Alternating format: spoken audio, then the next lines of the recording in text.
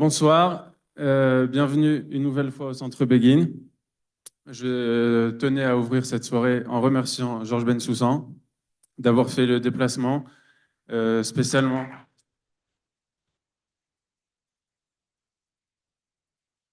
spécialement pour cette conférence et pour une autre conférence qui a été donnée à Tel Aviv, je crois, mais le déplacement à Jérusalem pour le Centre Begin. Cette soirée était prévue pour le mois d'avril. Et elle a été repoussée à cause de la Première Guerre. Enfin, première, on ne sait plus comment compter. Et elle a failli être repoussée avec la guerre, la mini-guerre, micro-guerre qui a eu lieu lundi. Certains l'appellent la guerre des 17 heures. Donc finalement, ça s'est tenu grâce à Georges Bensoussan qui y tenait personnellement. Euh, donc on reçoit Georges Bensoussan pour son livre Nouvelle histoire du sionisme, 1860-1950. Alors, je l'ai parcouru longuement. C'est un livre remarquable qui trace un large panorama du sionisme sous tous ses aspects, politiques, religieux, identitaires, sociaux, même métaphysiques, la place de la Bible, la place de l'exil ou encore de la Shoah dans l'imaginaire sioniste. Je doute qu'il existe d'autres livres aussi larges, même en hébreu. Je ne sais pas si ça existe, des livres aussi larges sur l'histoire du sionisme qui donnent un si large panorama. Il fait plus de 1000 pages, je vous préviens. On n'a pas pu en obtenir pour la vente et les dédicaces pour ce soir, mais vous pouvez vous les procurer sur les différentes plateformes. Donc dans ce livre, Georges Bensoussan vous redonnez leur place à certains événements ou phénomènes mis de côté dans l'historiographie sioniste, comme l'Aliyah des Yéménites ou la place du vieux Yishuv séfarade en Eretz Israël. Vous mettez aussi en lumière les différents courants d'idées qui s'affrontaient au sein du sionisme de manière équitable et sans jugement, notamment au sionisme révisionniste de Zeev Jabotinsky, souvent caricaturé par les historiens comme mouvement semi-fasciste. Vous répondez aussi en faisant de l'histoire aux accusations proférées contre le sionisme, notamment celles qui le comparent à un colonialisme, mais d'autres encore en apportant les textes des penseurs du sionisme qui avaient le souci de la justification morale du sionisme. Et justement, pour la première question un peu générale, je vais apporter une citation que vous donnez citation de vous-même qui apparaît dans la conclusion du livre. Vous écrivez: aujourd'hui, le sionisme suscite de telles passions que sa réalité historique semble s'être évanouie, emportée dans un tourbillon d'accusations délirantes. Le voici assigné au tribunal des malheurs du monde. Comme question d'histoire, le sionisme a disparu. Alors, la question que je vais vous poser, c'est tout d'abord, vous avez commencé ce travail avant, il me semble, avant le 7 octobre. D'abord, qu'est-ce qui vous a amené à effectuer ce travail? Pourquoi est-ce qu'il vous semblait intéressant de se pencher sur l'histoire du sionisme aujourd'hui? Mais pour revenir à cette citation, est-ce qu'il est encore possible aujourd'hui de faire de l'histoire? Est-ce qu'un historien peut encore être neutre? Est-il encore possible donc de faire de l'histoire contemporaine sans être plongé dans les polémiques du temps? Oui, merci beaucoup Yoël, merci à vous tous d'être venus. Alors ne vous découragez pas pour les 1000 pages. Elles sont petites, les 1000 pages, et la graphie est très lisible. Il y a plusieurs questions, Yoël, dans ce que vous venez de dire. Le sionisme est aujourd'hui totalement diabolisé, c'est pas la peine de faire un long laïus là-dessus, tout le monde le sait. Et comme objet d'histoire, il a disparu, puisque c'est devenu une insulte, raciste, fasciste, nazi, apartheid, colonialisme, etc. Bref, c'est le condensé des malheurs du monde. Et pourtant, il faut quand même le traiter comme un sujet d'histoire, mais c'est pas la première fois qu'un sujet est diabolisé. Je pense à l'historiographie de la Révolution française en France.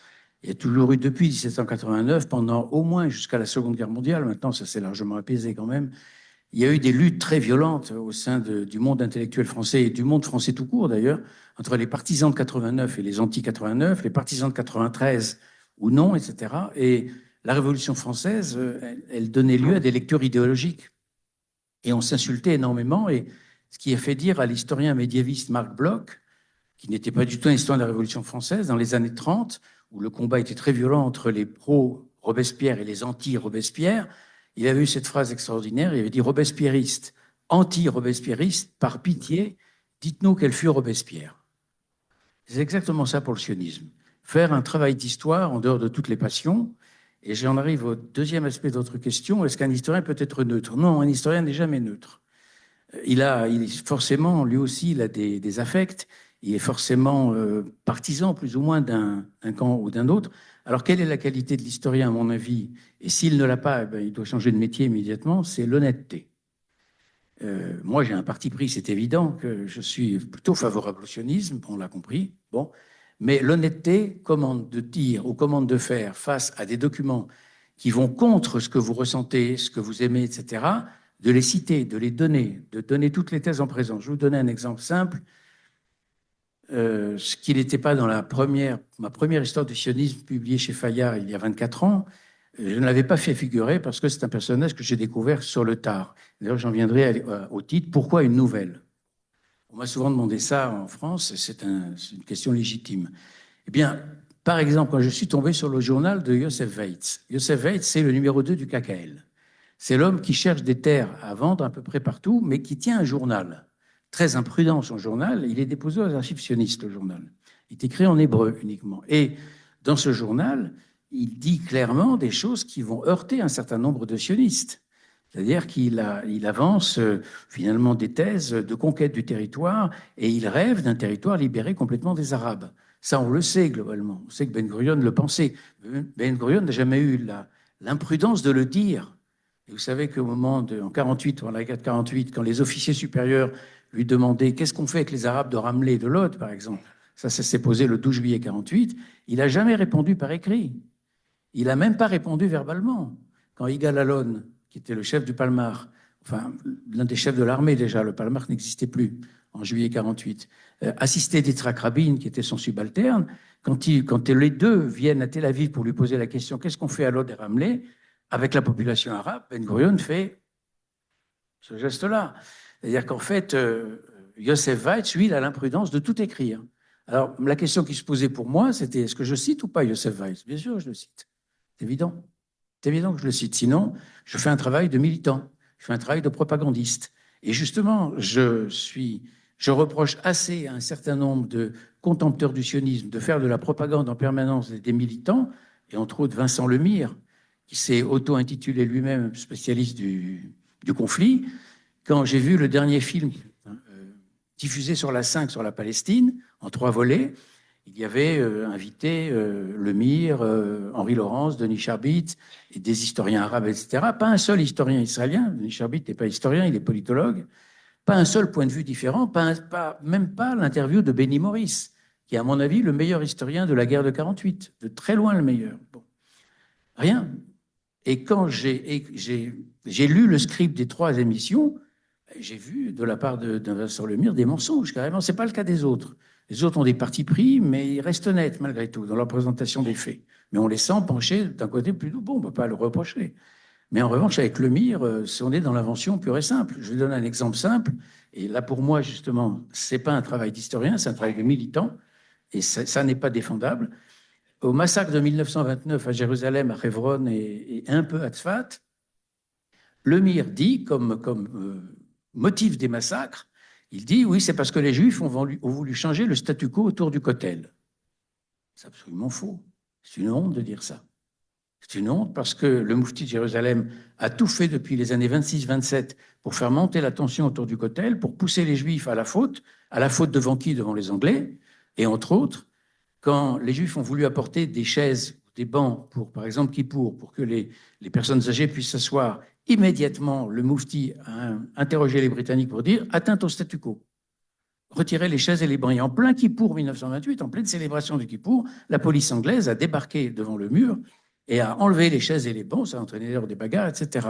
Quand les Juifs ont voulu installer un rideau pour séparer les hommes des femmes au moment de certaines grandes prières, là aussi, le Moufti immédiatement a contacté les Anglais. Bon, bref, il a fait monter la tension et c'est de degré en degré qu'on a débouché à ce tragique vendredi 23 août 29 où la foule arabe musulmane, ce n'est pas les chrétiens n'ont pas participé au massacre, pas du tout. Au contraire, ils ont même aidé beaucoup de Juifs à se cacher. La foule musulmane sort de des mosquées principales de Jérusalem, totalement enfiévrée, le sang chaud par ce qu'on lui avait raconté à la mosquée, et massacre tous les Juifs qui se trouvent devant elle, et pas seulement les sionistes, donc mais donc les orthodoxes qui ne sont pas sionistes. Donc quand Lemire dit cela, c'est pas le travail d'un historien, c'est le travail d'un militant et qui ment, quoi, tout simplement. Ben c'est ça, le métier d'historien, c'est face à des faits qui vous déplaisent, parce qu'ils vont contre vos convictions, contre vos sujets de prédilection, contre vos affects, tout simplement, les dire. Tout simplement. Et alors, je n'ai pas répondu à l'autre versant, c'est pourquoi nouvelle maintenant, puisque le livre Histoire du sionisme date de 24 ans, et c'est un livre, vous l'avez dit, que d'abord c'est une proposition de Gallimard qui remonte à 6 ans à peu près, donc bien avant le 7 octobre. Et ils m'ont proposé de faire ce livre. Au départ, ce n'était pas en collection de poche, puis c'est passé en collection de poche, c'est tant mieux parce que c'est plus accessible pour le grand public. Eh bien, je me suis dit, c'est important de le faire. Pourquoi? Parce que l'historiographie a beaucoup changé en 24 ans. C'est pas moi seulement qui a changé, c'est que l'historiographie a changé. Un grand nombre c'est exagéré, un certain nombre d'historiens israéliens ont travaillé, on a publié leur thèse aux États-Unis, pas en France, il n'y a absolument rien en langue française de vraiment nouveau sur le sujet. Et ces sujets développés, défrichés par les historiens, les jeunes historiens israéliens, sont des gens qui ont soutenu leur thèse, donc ils ont une trentaine d'années, et ça a été diffusé aux États-Unis, ça ne veut pas dire des grands succès de librairie, ça ouvrait des perspectives nouvelles. Et parmi les perspectives nouvelles, j'en citerai au moins une, vous l'avez évoqué, très importante, le Yishuv séfarade d'avant 1882, date de la première Aliyah. On sait qu'il y a un Yishuv séfarade et un Yishuv ashkénaze. On sait qu'en gros, le Yishuv ashkénaze, c'est un quart du Yishuv global, concentré surtout à Jérusalem, à Tzfat, à Hebron, mais surtout dans les 2 premières villes, Tibériade aussi, un peu. Et c'est un Yishuv qui vit replié sur lui-même, qui vit dans l'étude du Talmud, qui parle yiddish dans la vie quotidienne. L'hébreu est une langue sacrée qu'on ne doit pas utiliser dans l'usage quotidien, et qui vit de la chalouka. C'est ce que c'est ce qu'on récolte dans la diaspora, qui est rassemblé et distribué une fois par an. Bon. Et le Yishuv séfarade était majoritaire. Bon, ça, on le savait. Alors, qu'est-ce qui est nouveau? Ce qui est nouveau, c'est qu'en fait, il y a eu une alia entre 1850, 1840 plutôt, même 1830, début 1830, jusque vers 1850, 1860, d'Algérie et du Maroc. Je n'ai pas compris pourquoi il n'y avait pas de Tunisie, d'ailleurs, je ne sais pas pourquoi. D'Algérie ou du Maroc, 30 000 qui sont arrivés et qui sont restés. C'est important de dire qu'ils sont restés parce que les Aliotes qui vont venir à partir de 1882, à 85%, ces gens sont repartis. La première alia, 85% des gens sont repartis. La deuxième alia, celle de Ben Gurion, par exemple, de Katznelson ou de Brenner, 90% sont repartis. C'est-à-dire que sur les 40 000 qui sont arrivés, il y en a 4 000 qui sont restés. Bon, c'est quand même très peu. Cette alia-là, l'alia algéro-marocaine dont je parle, elle est restée. Elle a jeté les bases de ce qui va permettre la construction du Yishuv. D'une part, elle va acheter des terres, parce que certains d'entre eux sont sujets ottomans, les Algériens. À l'époque, l'Algérie était possession ottomane jusqu'à ce que les Français y arrivent. Donc, en tant que sujet ottoman, ils peuvent acheter des terres. Et puis, d'autres sont investis de fonctions comme le juif marocain Chaim Amzalag. Les Britanniques lui proposent d'être vice-consul à Jaffa. Pourquoi? Parce qu'il sait un peu d'anglais. Bon, très bien. Il est vice-consul et en tant que personnel diplomatique, il a le droit d'acheter des terres. Ces gens-là ont acheté les terres de Kfar Saba, de Bnei Brak, de Rishon LeZion, etc. Et ce sont ces terres qui ont ensuite été confiées, vendues au Fonds national juif, au Keren Kayemet. Bon. Et c'est à partir de là qu'effectivement, les premières implantations ont pu se développer. Sans leur travail, sans leurs acquisitions, rien n'aurait été fait. Deuxième question, qui a accueilli les gens de la première alia, les Russes et les Romains qui arrivaient? Ces gens-là. Il y en avait un d'entre eux, mais j'ai oublié le nom, qui avait carrément créé une auberge à Jaffa, parce qu'ils arrivaient tous par Jaffa. Hein. Il n'y avait pas d'autre port. Et c'était même pas un port en eau profonde. Ils arrivaient tous par Jaffa, les immigrants. Ils étaient complètement paumés dans ce pays qui était totalement arabe. Il n'y avait que des Arabes. Il faut voir les mémoires de Ben Yehuda là-dessus. Et qui les hébergeait pour les premières nuits, pour commencer à s'acclimater, leur donner les principaux codes pour aller plus loin et aller vers les premières implantations? Ce sont précisément ces juifs séfarades-là qui ont joué un grand rôle. Et enfin, troisième exemple de cette importance du Yishuv, quand on dit que l'hébreu était une langue morte et que Ben Yehuda l'a ressuscité, il y a 2 erreurs. Premièrement, l'hébreu n'a jamais été une langue morte. C'est une langue qui n'était plus une langue maternelle, ça c'est vrai, mais c'est une langue qui continuait à se parler entre différentes communautés et qui s'écrivait. Mais qui est une langue pauvre parce que c'est le vocabulaire biblique. Donc il y a un grand nombre de mots qui manquaient. Bon. Mais ce n'est pas Ben Yehuda seul. Ben Yehuda, à lui seul, n'a pas ressuscité une langue ou n'a pas réveillé une langue. Non, c'est tout son entourage d'amis séfarades de Jérusalem. C'est à Jérusalem qu'il s'établit, et c'est là où il obtient son premier poste de professeur à l'Alliance grâce à ses amis, qui s'appellent David Yelin, Nissim Béar, etc. Des gens qui sont un peu oubliés aujourd'hui. Il y a des rues à leur nom, hein, dans beaucoup de villes d'Israël, mais c'est des petites rues. Hein. Ce n'est pas le cours Jabotinsky ou l'avenue Arlozorov. C'est la rue David Yelin, une petite rue, il faut la trouver. Bon. Mais ils ont tous, pratiquement tous, des rues. J'ai vérifié dans le guide des rues de Tel Aviv. Bon, ils ont des rues à leur nom, mais ils ont joué un rôle capital. Je donnerai comme exemple les frères Chelouche, qui arrivent d'Algérie, qui vont être les grands entrepreneurs du bâtiment, travaux publics, et qui vont être parmi les premiers bâtisseurs des premiers quartiers de Tel Aviv, c'est-à-dire Kerem Atemanim, Neve Tzedek, Manchia, qui est juste à la limite de Yafo, c'est-à-dire au sud de Tel Aviv aujourd'hui. Ils ont joué un rôle capital. Et ils continuent ensuite, arrivent les premières Eliot Ashkenaz, ils continuent, et ils ont joué un rôle capital parce que ils sont arabophones, et ils parlent ladino à la maison, ou certains parlent du arabe, mais globalement, ils sont arabophones. Pour les hommes, les femmes, c'est beaucoup moins vrai. Et étant arabophones, ils tirent la sonnette d'alarme dans les années 1910, au moment de la deuxième Alia, pour dire nous, parce qu'ils sont sionistes, hein, tous, comme une grande partie du judaïsme maghrébin, y compris leurs rabbins. Ils sont sionistes et ils disent au Yishuv Ashkenaz, ou en tous les cas à la direction, qui est de plus en plus une direction Ashkenaz. Le congrès sioniste est la direction Ashkenaz. Après la mort d'Herzl, ce sont d'autres Ashkenaz, des juifs allemands, qui prennent le relais. Et ils disent à ceux qui vivent avec eux, à côté d'eux, donc les Ashkenaz qui sont arrivés avec la première et deuxième Aliyah, ils leur disent, nous lisons la presse arabe, et il s'écrit des choses abominables sur nous et sur le sionisme, il faut absolument créer un journal en arabe pour défendre nos thèses. Et l'establishment, déjà de plus en plus ashkénaze, ne l'entend pas de cette oreille. Et s'ensuit un échange de correspondance entre Shimon Moyal, qui est médecin et journaliste. Il a étudié en grande partie au Caire. Il a exercé la médecine aussi au Caire. Sa femme, Esther Azari Moyal, qui est née à Beyrouth. Tous les deux sont parfaitement arabophones. Et elle, en particulier, une très grande arabophone. Au point qu'un jour, lors d'un banquet à Yafo, vers 1908, les dignitaires arabes qui ont écouté son arabe sont venus la féliciter. Ils ont rarement entendu un tel niveau de langue. Bon, eh bien, s'ensuit un échange de correspondance avec Chaim Ludwig-Paul, qui est un journaliste qui vient d'arriver ici depuis 2-3 ans. Un échange pas dans les mêmes journaux. Les uns écrivent dans Acherut, le journal séfarade, les autres, j'ai oublié le titre du journal de Chaim Ludwig-Paul. Quand on lit ces échanges, c'est terrible. Ça fait une impression de malaise parce qu'il y a énormément de mépris de la part de Ludwig-Paul vis-à-vis de Moyal. Énormément de mépris pour lui dire on n'est pas venu ici, en terre d'Israël, pour apprendre des Arabes. Et on n'a strictement rien à faire des Arabes. Et Ben Gurion, d'ailleurs, le dira après les années 20, quand on lui dira il faut que vous appreniez l'arabe, c'est important. Et d'ailleurs, les membres du Yishuv séfarade n'ont cessé de dire aux autres apprenez l'arabe, c'est fondamental. Et Ben Gurion a cette phrase étonnante de bêtise pour un homme aussi intelligent et vraiment lucide. Mais qu'est-ce que ça peut faire et en quoi ça peut changer le conflit que Mustapha apprenne l'hébreu et que moi j'apprenne l'arabe? Il y a cette phrase qui est quand même confondante de bêtises. Bon, mais heureusement, il s'est quand même sauvé par bien d'autres choses. Donc voilà, je donne l'exemple du Yishuv séfarade. Bon, il y a un deuxième aspect aussi plus technique. Dans le livre publié chez Fayard il y a 24 ans, j'ai arrêté l'étude en 1940. Et ici, je la prolonge jusqu'en 1950. Alors pourquoi?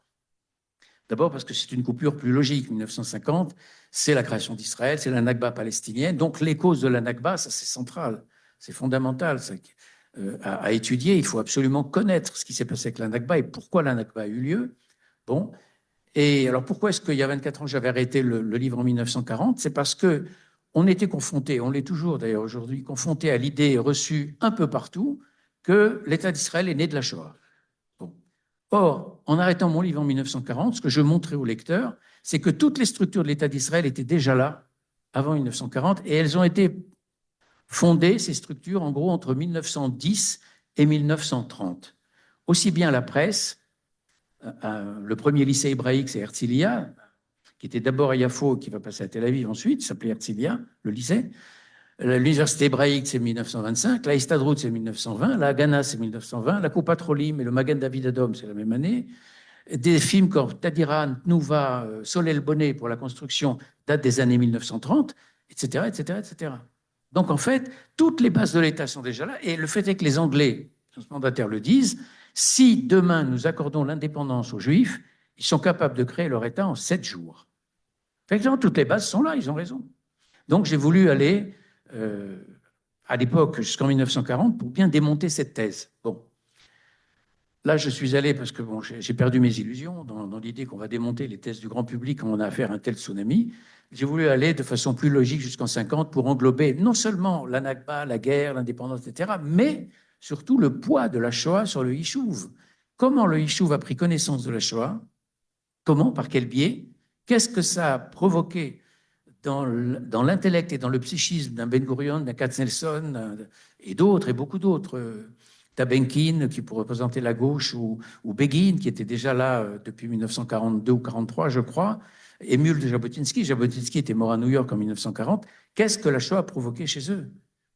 Et comment Ben Gurion va affronter le problème d'une Europe sans juifs, alors qu'il dit dès 1942, ce que je crains, disait-il, c'est que demain, on nous dise, pourquoi avez-vous besoin d'un État juif puisqu'il n'y a plus de juifs?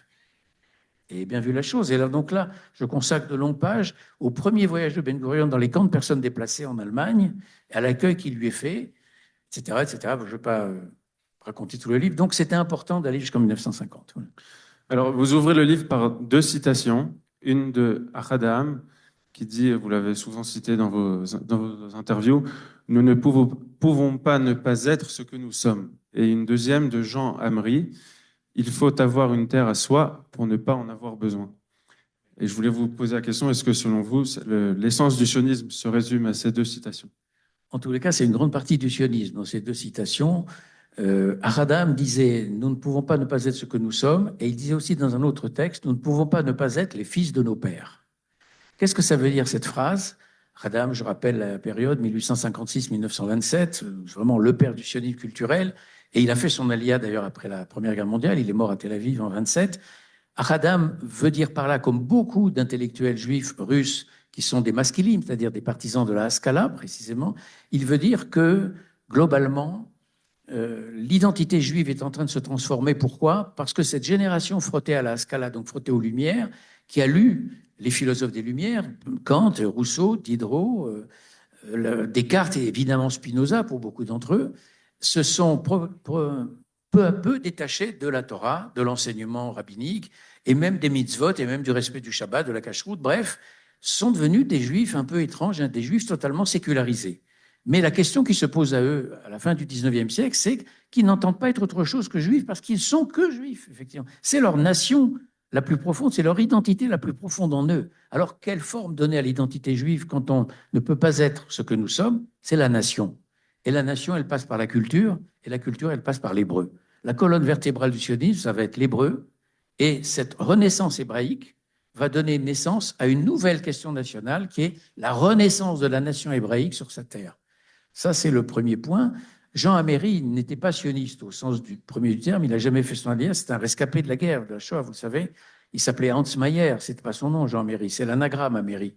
Il ne voulait plus avoir un nom allemand, il était d'origine autrichienne. Et il est sorti, il est rescapé de la Shoah totalement amer, aigri, désabusé, et c'est l'un de ceux qui, dès les années 75, il s'est suicidé en 78. Dès les années 75, Améry avait vu l'antisionisme arriver comme une passion mortelle en Europe. Il y a des textes de lui qui sont fabuleux d'intelligence. Mais Améry n'est pas sioniste au sens où il a pas fait d'Alia, mais en réalité, il a la fibre sioniste. Pour dire cette phrase, il faut avoir une terre à soi pour ne pas en avoir besoin. Et là, il s'adresse à ses compagnons de route, qui sont la gauche pour l'essentiel, qui ne comprennent pas le sionisme comme nouveau nationalisme, à un moment où les nationalismes régressent, où on fait l'Europe sans frontières. Pourquoi créer un État-nation avec des frontières? Et c'est ça sa réplique. Effectivement, c'est un aspect fondamental du sionisme qui explique aujourd'hui qu'il est mal compris parce qu'il est à rebours de l'histoire.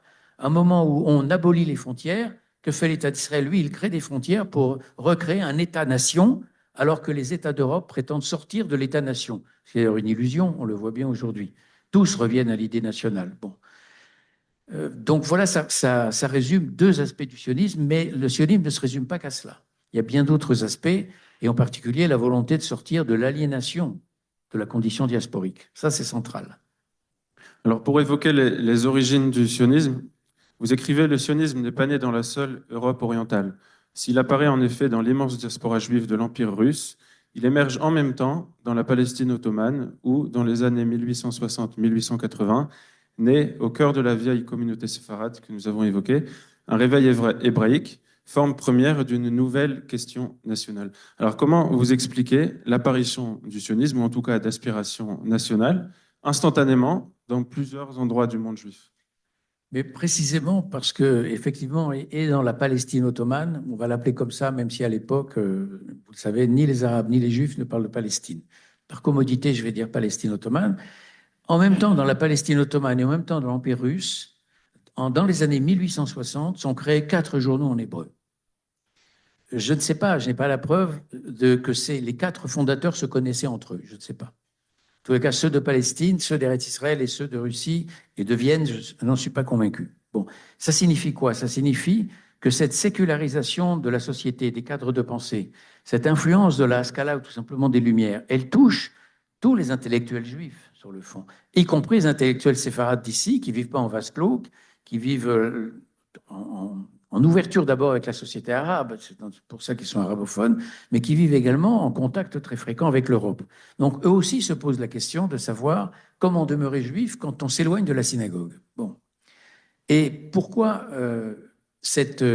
l'idée nationale apparaît dans ces 2 sphères-là, alors que jusqu'à présent, à part Nathan Weinstock, à qui je rends hommage, parce qu'il est le premier à avoir pointé du doigt l'importance du Yishuv dans les années 1860, donc 30 ans avant Herzl, alors que jusque-là, on en était focalisé sur les amants de Sion, sur Léon Pinsker et évidemment sur Herzl, alors que le sionisme démarre bien avant Théodore Herzl, au moins 35 ans avant. C'est parce que dans ce vieux Yishuv séfarade, naissent dans les années 1860 2 journaux en hébreu. Alevanon, 1863, Ahavat Selet, 1870. Et au même moment, à Vienne, un juif russe émigré qui s'appelle Peretz Molenskin crée un journal en hébreu qui s'appelle Hachachar, et un autre, dont j'ai oublié le nom, crée à Odessa un autre journal en hébreu qui s'appelle Amelitz en 1870. Donc, dans les mêmes 10 ans, 4 journaux en hébreu.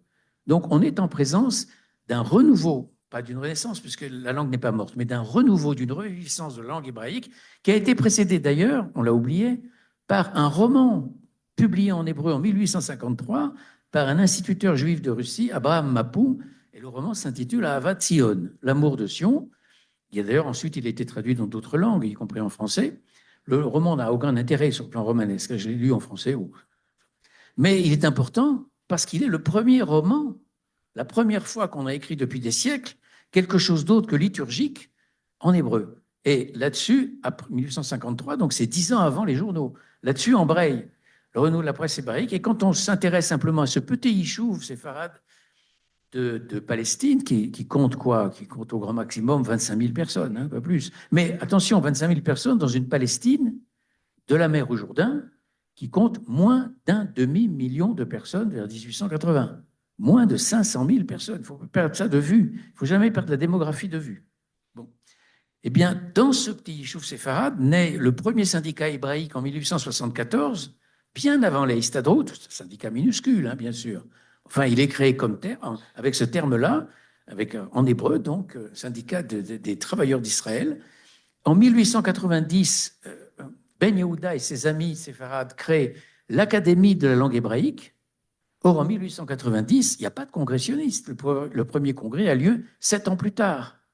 Donc, c'est vous dire que bien avant le mouvement sioniste organisé Théodore Herzl, vous avez déjà là les bases de futurs foyers nationaux, parce que dans les années 1880 et 1890, ce petit groupe autour de Ben Yehuda, passionné par la langue, ont décidé dans les années 80 d'enseigner toutes les matières à l'école primaire aux enfants en hébreu, les sciences naturelles, la géographie, les mathématiques, en hébreu. Ça ne se faisait plus depuis très longtemps, très très longtemps.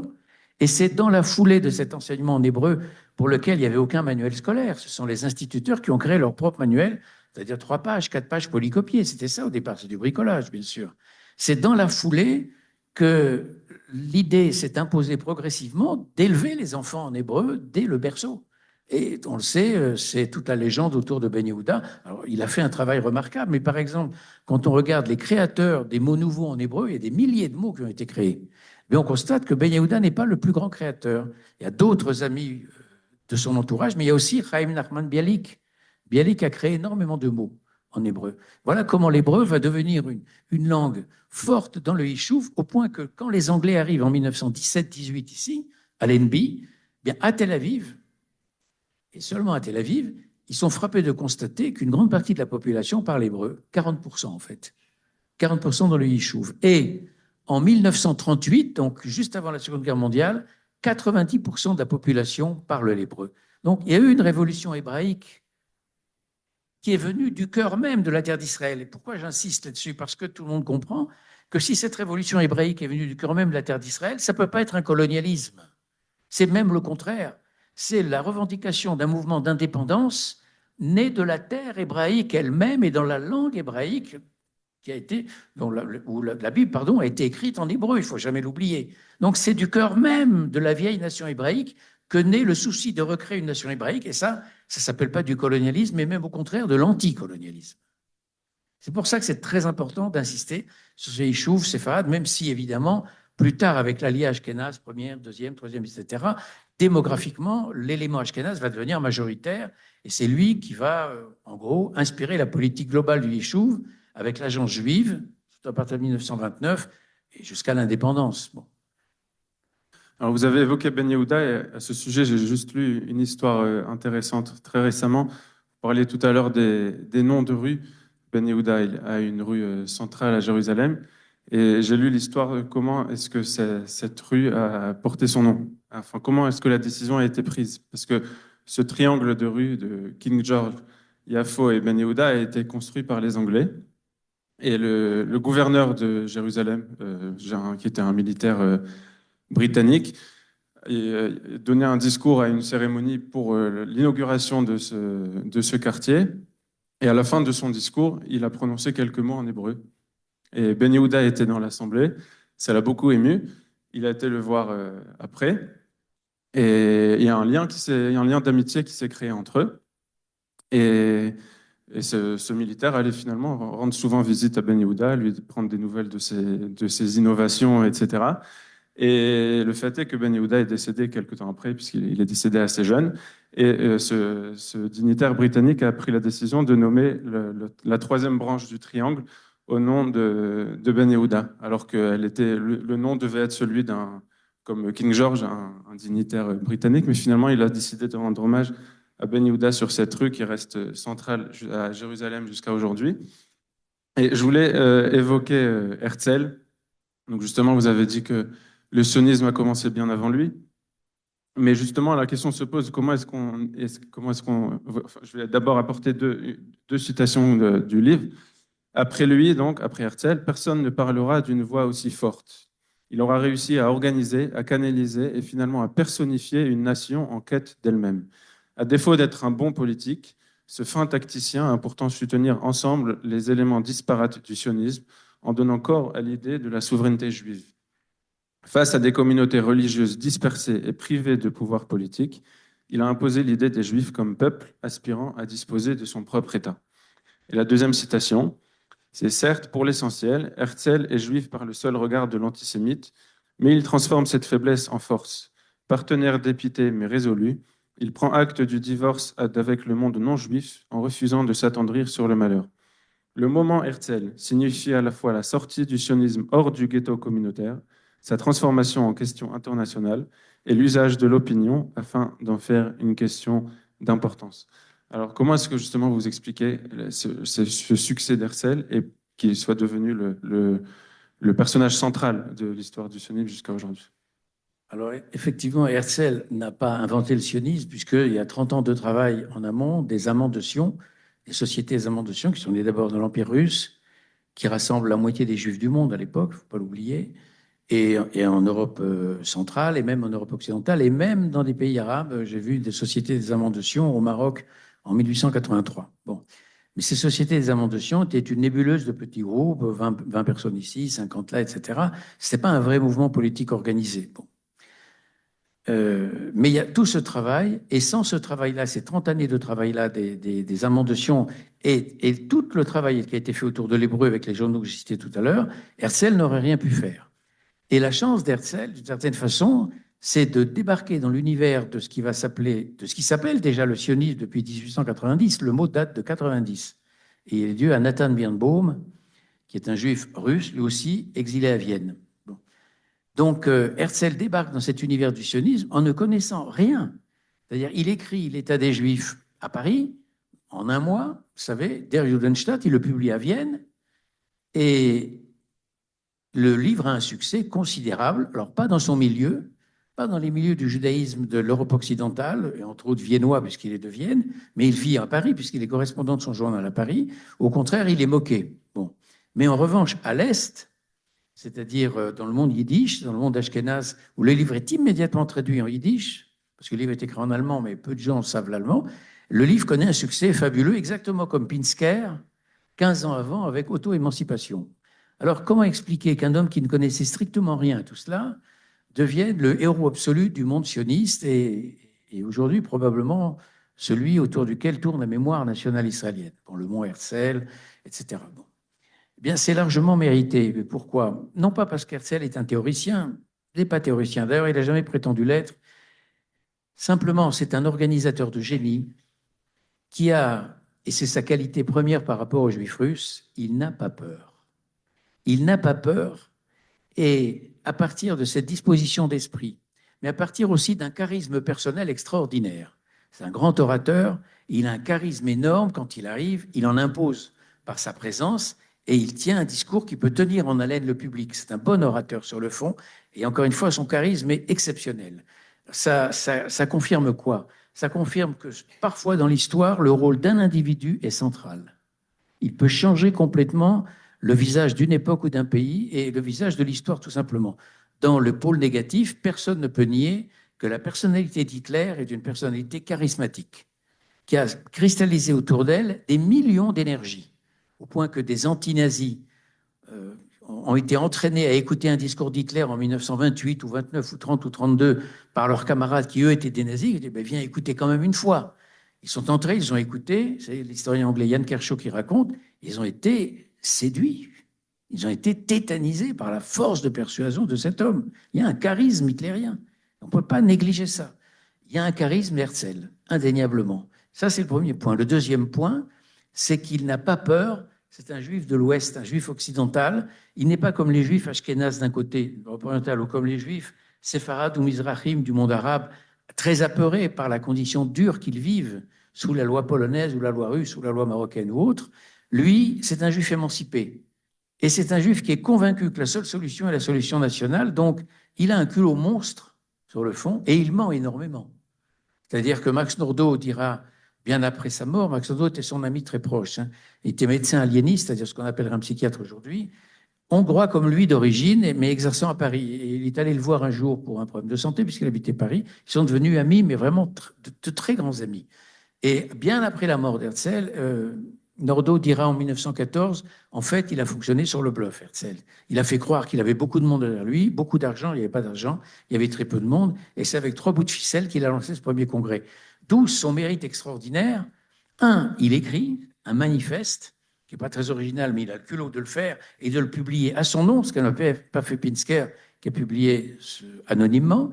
Deux, il va voir les Rothschild, il va voir les Camondo, il va voir Hirsch, le baron Hirsch à Paris. Bon, il est conduit à chaque fois, mais ce n'est pas ça qui compte. Ce qui compte, c'est qu'il fait toutes les démarches qu'il faudra. Il demande visite au sultan. Il sera reçu 4 fois par le sultan.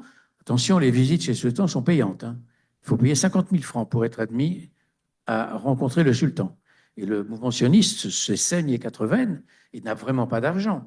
Donc, il n'hésite pas à rencontrer les grands parce qu'il veut une charte pour établir un foyer national ici. Donc, c'est ce côté d'un juif qui n'est pas apeuré comme le sont les autres, abîmé par la diaspora, c'est ça qui a énormément plu, en dehors du fait que son charisme en a séduit beaucoup. Il faut voir ce que raconte Jabotinsky, qui a participé au congrès de 1903, et il a vu Herzl. Bon, et il en témoigne dans son autobiographie. C'est assez émouvant parce qu'il est en désaccord avec Herzl, mais quand même, il lui rend hommage. C'est très émouvant de lire ça. Bon. Donc, voilà. Il témoigne d'ailleurs qu'il était monté, Jabotinsky, pour faire un discours, oui. Et que son discours a causé du tumulte dans la salle.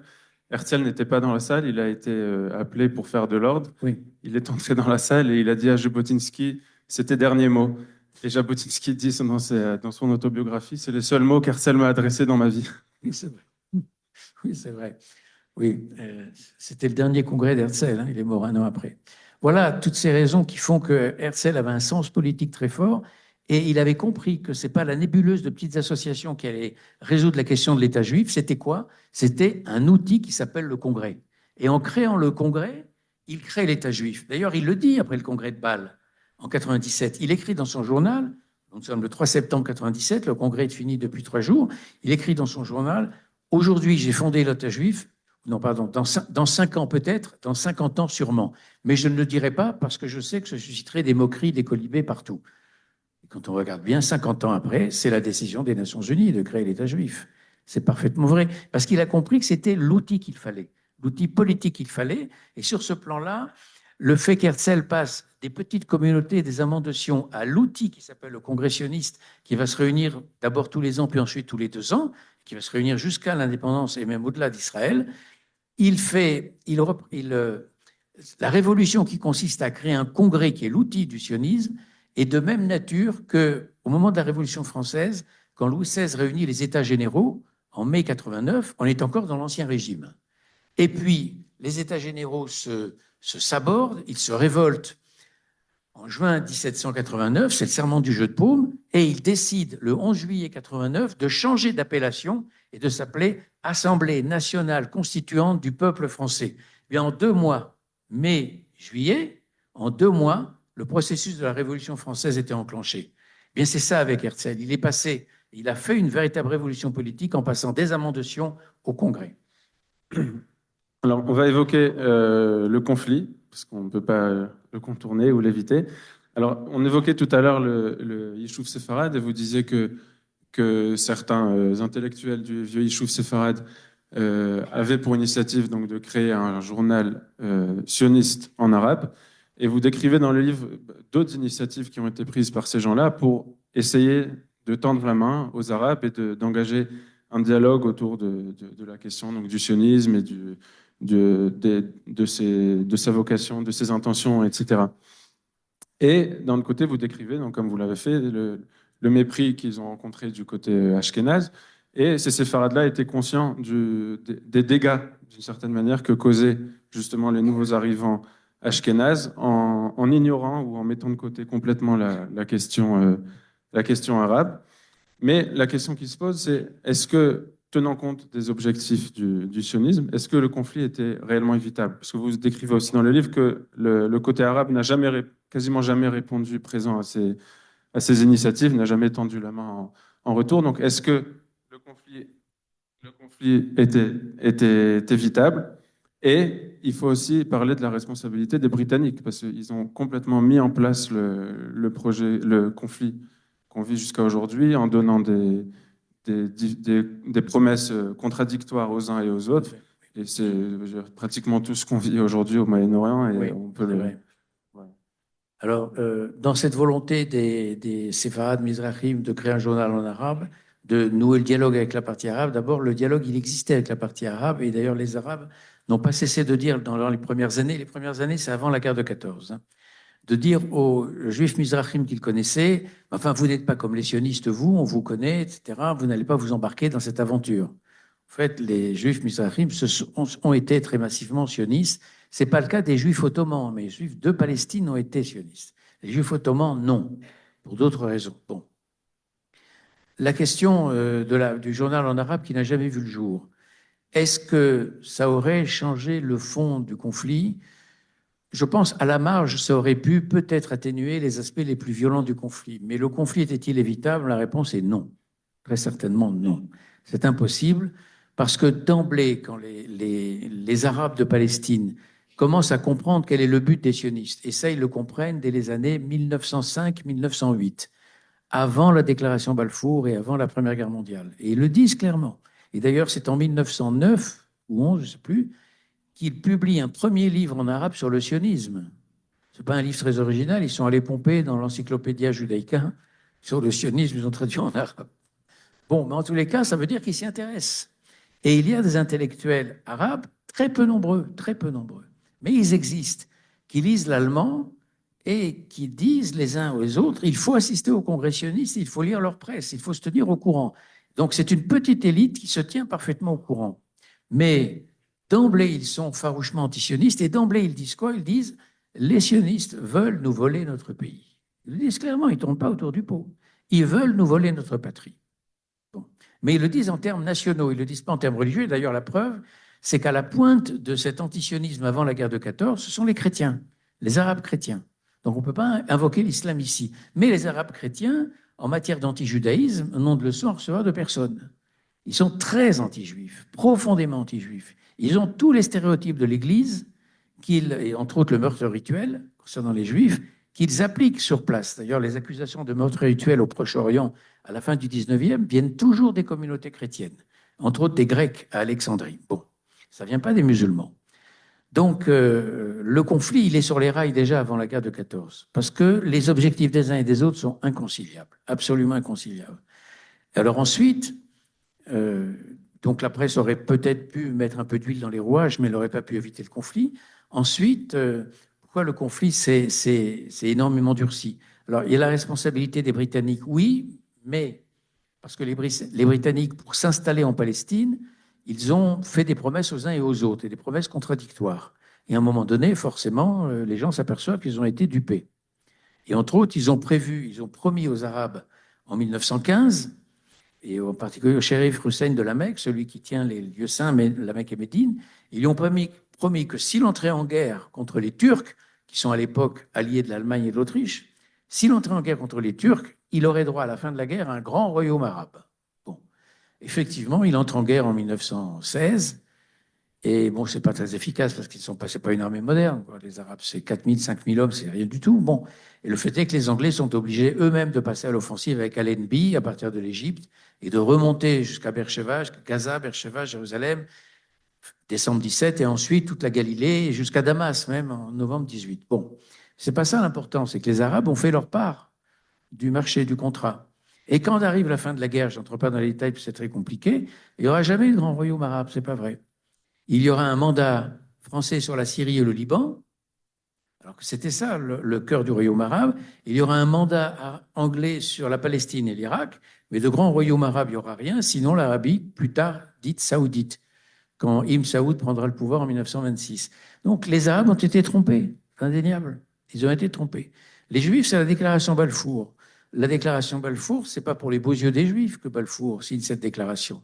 Essentiellement parce qu'ils ont besoin du mouvement sioniste pour prendre pied ici. Ils s'en servent comme d'un cheval de Troie. Et ils disent, si on nous donne demain l'autorité sur la Palestine, nous jurons d'établir un foyer national juif en Palestine, pas dans toute la Palestine, en Palestine, mais qui ne lésera pas les droits des habitants non juifs de la province. Non juifs.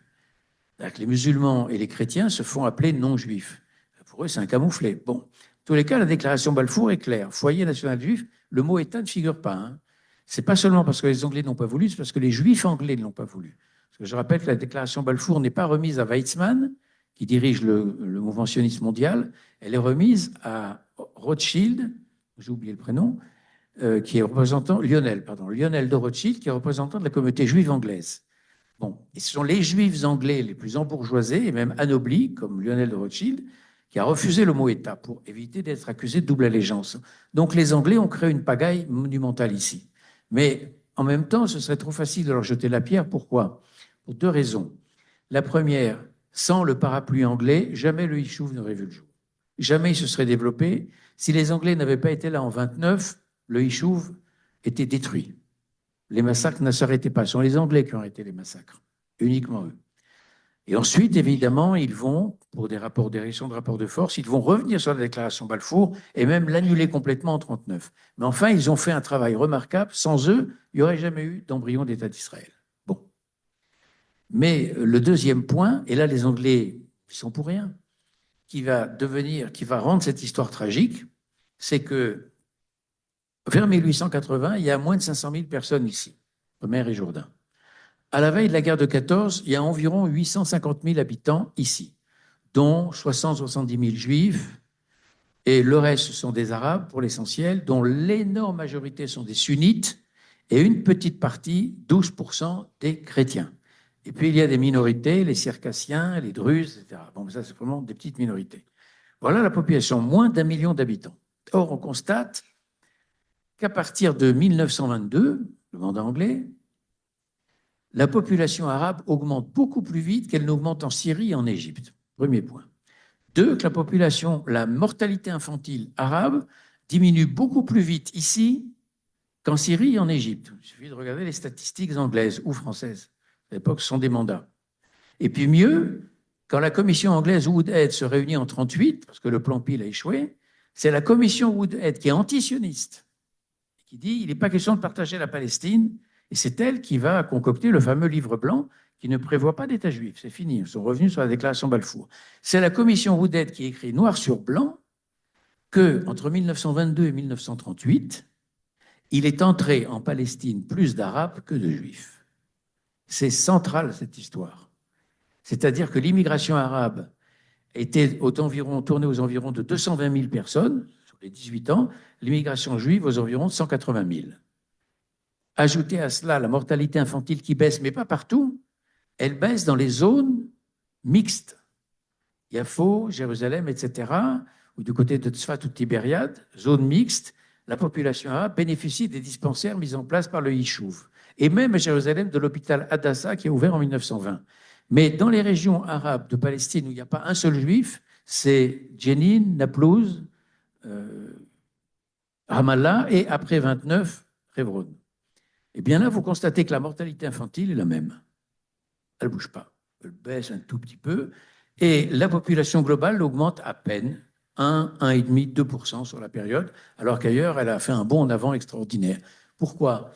Parce que la mise en valeur du Yishuv par les Juifs, le développement de l'hygiène par l'eau potable, le développement de la médecine de l'époque par les dispensaires et les hôpitaux, qui soignaient indistinctement les uns et les autres, bon, eh bien, a amélioré énormément. Mais surtout, la mise en valeur du pays par l'économie, avec des usines qui se sont créées partout, une usine pétrochimique à Haïfa, les usines de potasse, de phosphate, des premières usines de mécanique, etc., usines textiles, alors que la seule activité industrielle de la Palestine en 1870 était l'industrie du savon à Naplouse et un peu d'industrie textile, pas grand-chose.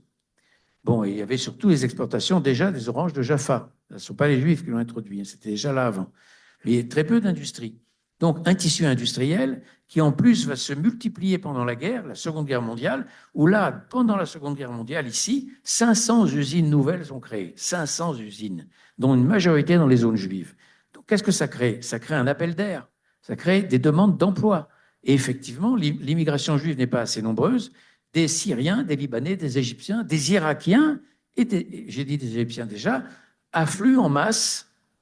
Et à l'époque, c'est difficilement contrôlable. Pourquoi? Parce qu'ils n'arrivent pas par mer, où là, c'est très contrôlé à Jaffa. Ils arrivent par les frontières terrestres, sud ou nord, et les frontières ne sont pas les frontières d'aujourd'hui, avec des murs, des barbelés, des champs de mines, pas du tout. C'est une vague limite, on ne sait même pas d'ailleurs si on est encore en Transjordanie ou en Palestine, traverser la frontière. Donc le passage est facile, bon, très facile, et c'est ce qui explique qu'il y ait tant d'immigrés arabes qui restent. Et à cette immigration arabe, ça aussi, je ne l'avais pas vu du tout, parce que ça n'était pas étudié encore il y a 25 ans, il y a une immigration algérienne spécifique.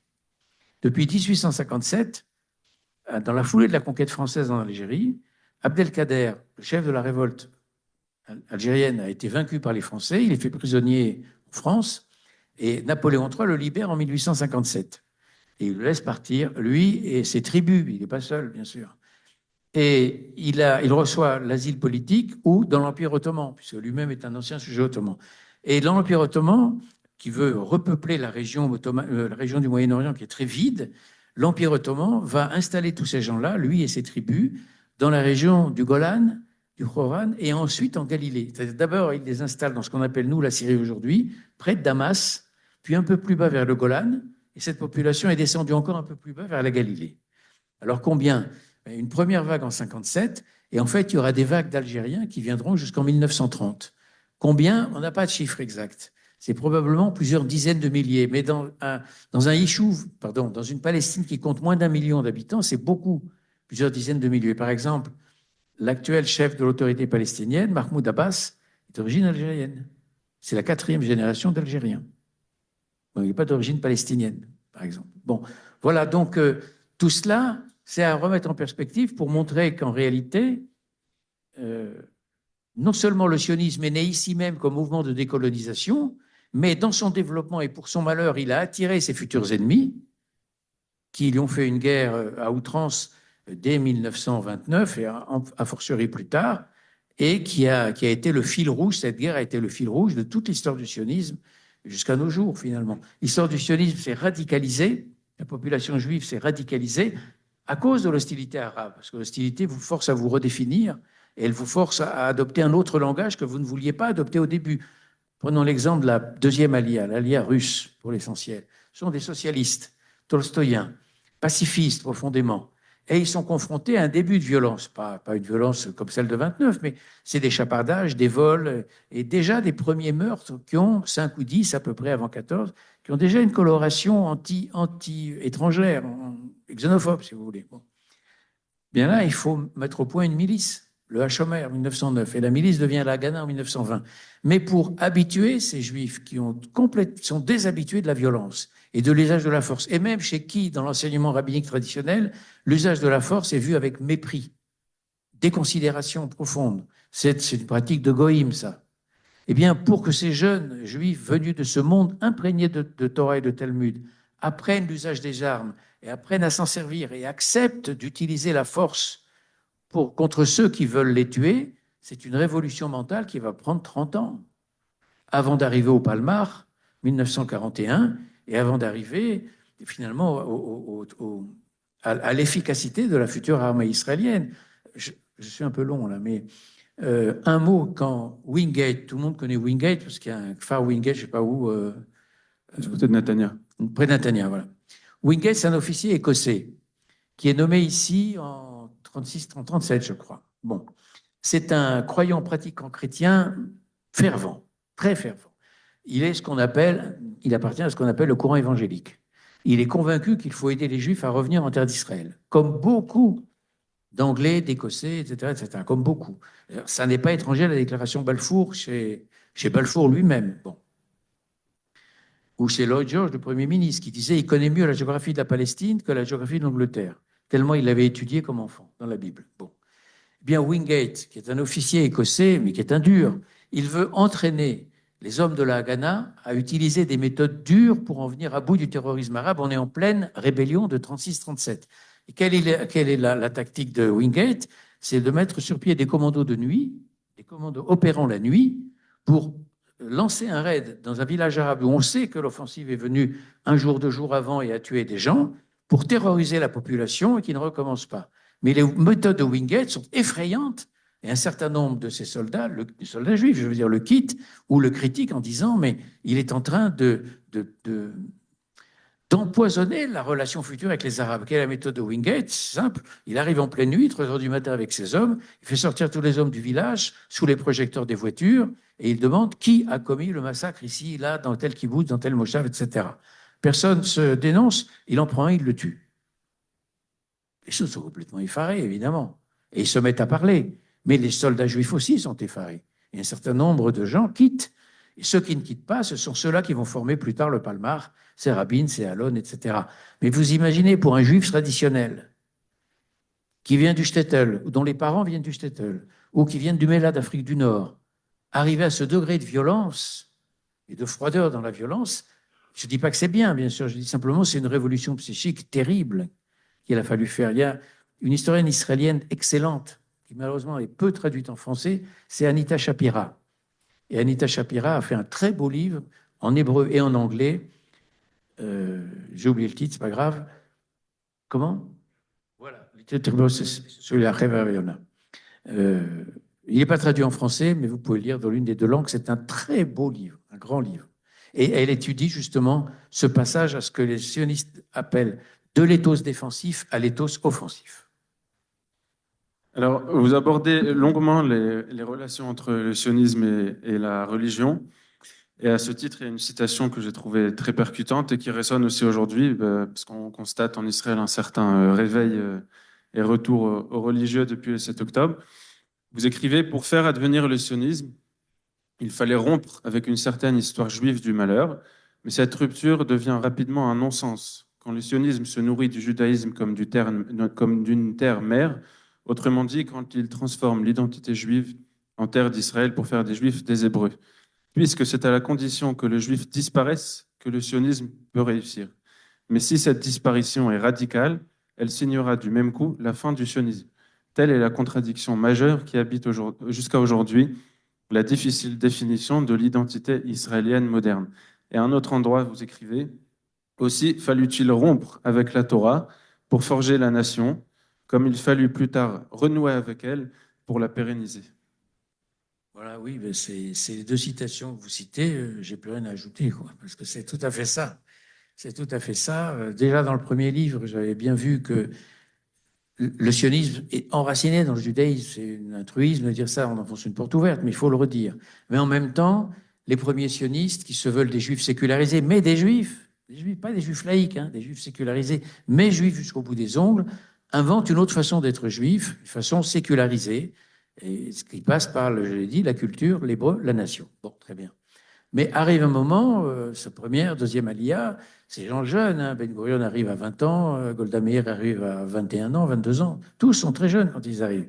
Arrive le moment où ils deviennent pères, mères eux-mêmes. Arrive le moment où ils ont des enfants et la question de la transmission se pose. Et dans les années 30, dans les kibbutzim de gauche, par exemple, s'est posé la question de la Haggadah, de la lecture de la Haggadah. Alors, est-ce qu'on va lire la Haggadah traditionnelle, où il est question de la mer Rouge, Moshe Rabbeinu, le miracle, la mer Rouge qui s'ouvre, tout ça, vous connaissez, bon, le don de la Torah, mais pas question. On va créer nos propres Haggadot. Donc, ils ont écrit leurs propres Haggadot et ils se sont aperçus, au fil des années, que c'était vide, que c'était creux, qu'ils n'enseignaient rien. Et au bout d'une décennie, 2 décennies, 3 décennies, ils se sont aperçus qu'ils avaient créé une jeunesse israélienne qui n'avait plus rien de juif et qui ne comprenait plus rien à la diaspora, qui ne comprenait d'ailleurs strictement rien à la diaspora, par exemple, les réactions face aux rescapés de la Shoah. Réactions qui étaient, mais pourquoi vous n'êtes pas défendus? Vous êtes une bande de lâches. Bon. Et combien il y a eu de plaisanteries dans les années 50 et 60? J'ai entendu d'un certain nombre de soldats à l'époque, à la fin des années 60, j'étais adolescent, et je me souviens d'avoir entendu ces plaisanteries-là. Souvent, un certain nombre de soldats rigolaient entre eux, passe-moi la savonnette, c'était les juifs. C'était là. C'est-à-dire une incompréhension totale de la Shoah. D'ailleurs, c'est l'une des raisons du procès Eichmann chez Ben Gurion. Ben Gurion avait très bien compris que la population élevée dans ce carcan-là ne comprenait plus rien à l'histoire juive. Bon. Mais surtout, la transmission, elle était vide, cette transmission. Et donc, la question s'est posée, cette transmission, ou plutôt cette pérennisation de l'identité israélienne, si elle rompt avec le judaïsme, elle perd sa raison d'être. Il y a une citation, je crois, du député communiste Yahari qui disait on a voulu éduquer des renégats, mais on a éduqué des ignares. Oui, exactement. C'est ce que Daniel Haïk, je ne sais pas s'il est encore là dans la salle, Daniel Haïk me disait tout à l'heure, il a tout à fait raison, et la citation est très juste. Ils ont éduqué des ignares, des gens qui ne savent rien, absolument qui ne savent rien. Et quand l'identité israélienne se pose la question, et forcément, vu l'environnement, c'est pas la Suisse ici, bon, vu l'environnement de haine et de guerre, se pose la question de savoir, mais qu'est-ce qu'on fait ici? Pourquoi est-on ici plutôt qu'ailleurs? Et que le pays s'occidentalise et est devenu une succursale d'IKEA. Et quand c'est tellement un pays occidental, chez des Israéliens qui n'ont plus rien de juif, et ça existe, se pose la question de savoir, mais pourquoi ne pas aller en Occident directement, plutôt que de vivre dans une copie de l'Occident, où la vie est difficile, où la vie est chère, où la lémilouim, où il y a ceci, il y a cela, etc., et où il y a l'emprise des religieux de plus en plus forte. C'est-à-dire qu'en fait, si l'identité israélienne ne renoue pas, non pas avec la foi, simplement avec la spiritualité, le judaïsme, et donc le texte de la Torah, je ne parle pas de Dieu, je ne parle pas de foi, je ne parle pas de tout cela, hein, c'est complètement dehors. Mais revenir au texte lui-même, à la langue elle-même, et à l'enseignement de ce qu'a été le judaïsme, en un mot retour au judaïsme, l'identité israélienne, si elle ne se réenracine pas dans le judaïsme, n'a pas d'avenir, sur le fond. Et, on approche de la fin et ce qui est frappant tout au long du livre, vous dites, il y a une citation du livre que vous dites que le sionisme, vous qualifiez le sionisme d'une complète utopie, mais qui s'est finalement réalisé. Et ce qui est frappant justement tout au long du livre, c'est que donc, le mouvement sioniste, tout au long de son histoire, jusqu'à la création de l'État d'Israël et même après, au fond, enfin, en tout cas avant, au fond, il concerne qu'une infime minorité du peuple juif. Et malgré tout, il arrive à obtenir ce qu'il souhaite jusqu'à la création d'un État qui perdure jusqu'à aujourd'hui. Donc, comment vous expliquez le succès et la persévérance du sionisme face à tous ceux qui prédisaient sa fin, sa vocation à l'échec, son irrationalisme, etc. Oui, c'est vrai que quand on regarde les débuts du sionisme, ceux qui prédisaient sa fin rapidement étaient bien plus nombreux que ceux qui y croyaient. compris dans les communautés juives. Les pires adversaires du sionisme, c'est dans les milieux juifs qu'on les a rencontrés tout de suite. Hein. Haredim, d'un côté, qui étaient des adversaires violents. Hein. Ils sont par exemple ici, en 1894, ici à Jérusalem, les Haredim locaux ont comploté contre Ben Yehuda, ils l'ont fait emprisonner pendant 6 mois. Ils l'ont dénoncé aux Turcs. Bon. Et ils ont fait la même chose avec la police tsariste, hein, vis-à-vis des mouvements sionistes. Donc les Haredim d'un côté, les révolutionnaires juifs de l'autre, les bourgeoisies juives occidentales, bourgeoisie israélite occidentale n'étaient pas du tout sionistes. Et là-dessus, elles n'ont jamais cédé. Et même un Trotsky, par exemple, qui par ailleurs est souvent très lucide politiquement, Trotsky, je suis tombé sur un texte, enfin, un ami m'a passé un texte de lui il y a 3 mois, de 1939, dans une petite revue de trotskistes. À l'époque, il est exilé au Mexique. Et il dit 2 choses qui m'a frappé dans ce petit texte de 3 pages. Il dit, si la guerre éclate en Europe, on assistera à l'extermination des Juifs. Il le dit. Et dans le même article, il parle du sionisme en 5 lignes, et il dit la même chose qu'il disait dans les années 20. C'est une utopie petite bourgeoise qui n'a strictement aucun intérêt, aucun avenir, et qui mène le peuple juif dans une impasse. C'est-à-dire, d'un côté, une lucidité totale, de l'autre, il ne comprend pas bien ce qui se passe. Alors, quand l'État est créé en 1948, la population du Yishuv passe de 600 000, 150 000 à 1,2 million, puis en 1900, les années 60 à 2 millions, mais c'est une minorité dans le peuple juif. Au moment de l'indépendance, les juifs du Yishuv représentent environ 5 à 7% de la population juive. Mais ce qui va se passer, c'est une progression, et qu'aujourd'hui, ça représente près de la moitié. En 1939, le centre du monde juif, ce n'est pas Tel Aviv ni Jérusalem, c'est Vilnius, c'est Varsovie, c'est New York. C'est-à-dire là où se publie le plus de livres en hébreu. C'est là-bas que ça se publie. Aujourd'hui, c'est incontestablement Israël, c'est pas New York, bien sûr. Bon. Donc, le mouvement, l'État d'Israël est devenu le pôle majeur du judaïsme. Et d'ailleurs, c'est ce qui explique cette hostilité, cet acharnement contre l'État d'Israël. Pourquoi? Parce qu'il représente le signe juif moderne. Le signe juif moderne aujourd'hui, c'est plus la diaspora, ce ne sont pas les juifs haredim en diaspora, pas du tout. C'est aujourd'hui l'État d'Israël. Et ce signe juif, en tant que tel, il insupporte profondément les mondes non juifs nés du judaïsme. Attention, je n'ai pas dit les mondes non juifs. Je dis les mondes non juifs nés du judaïsme, l'islam, la chrétienté. C'est-à-dire que dans ces 2 mondes-là, le signe juif souverain ici est militairement fort et n'acceptant plus les coups et les rendants, c'est quelque chose qui est difficile à accepter. Bon. Donc, au fil du temps, si l'État d'Israël s'est renforcé, c'est du fait de l'alia, bien sûr. Qu'est-ce que prouve cette alia, qui est souvent une alia contrainte? C'est vrai qu'il y a des aliotes qui sont liés à la religion, à la foi messianique, à l'espérance, tout ça, c'est vrai. Mais beaucoup de gens sont venus ici contraints. Les Juifs allemands avant 1939, par exemple. Bon. Eh bien, ce qui s'est passé, c'est que même l'après-guerre a démontré que l'émancipation ne résolvait pas la question de l'antisémitisme. Et qu'il y avait des flambées d'antisémites encore partout. La preuve encore aujourd'hui. Donc, en fait, la solution n'est pas dans l'émancipation, et même pire, on avait cru à la fin du XVIIIe au XIXe que l'émancipation allait régler les problèmes. L'antisémitisme disparaîtrait. Et quand le monde communiste a commencé à s'éveiller avec l'Union soviétique, on a pensé que le socialisme abolirait l'antisémitisme. On a vu ce qu'il en était, le procès des blouses blanches, les offensives antisémites russes, polonaises en 1968. Et en Occident, ça a été la même chose. L'émancipation n'a rien réglé du tout. Pire, l'émancipation est devenue le problème. Et qui fait qu'aujourd'hui, le signe juif est devenu un signe suspect quand il prend la forme de l'État d'Israël. Et pour vous blanchir aujourd'hui, vous devez immédiatement, dans les médias français, dire que vous condamnez le gouvernement d'Israël et vous n'avez rien à voir avec la politique meurtrière de cet État. Vous allez vous présenter votre brevet de cacheroute. À partir de là, vous êtes audible. C'est ce qu'un ami m'a envoyé tout à l'heure, une vidéo sur France Inter de Nadav Lapid, le cinéaste. C'est exactement ce qu'il dit. Exactement cela.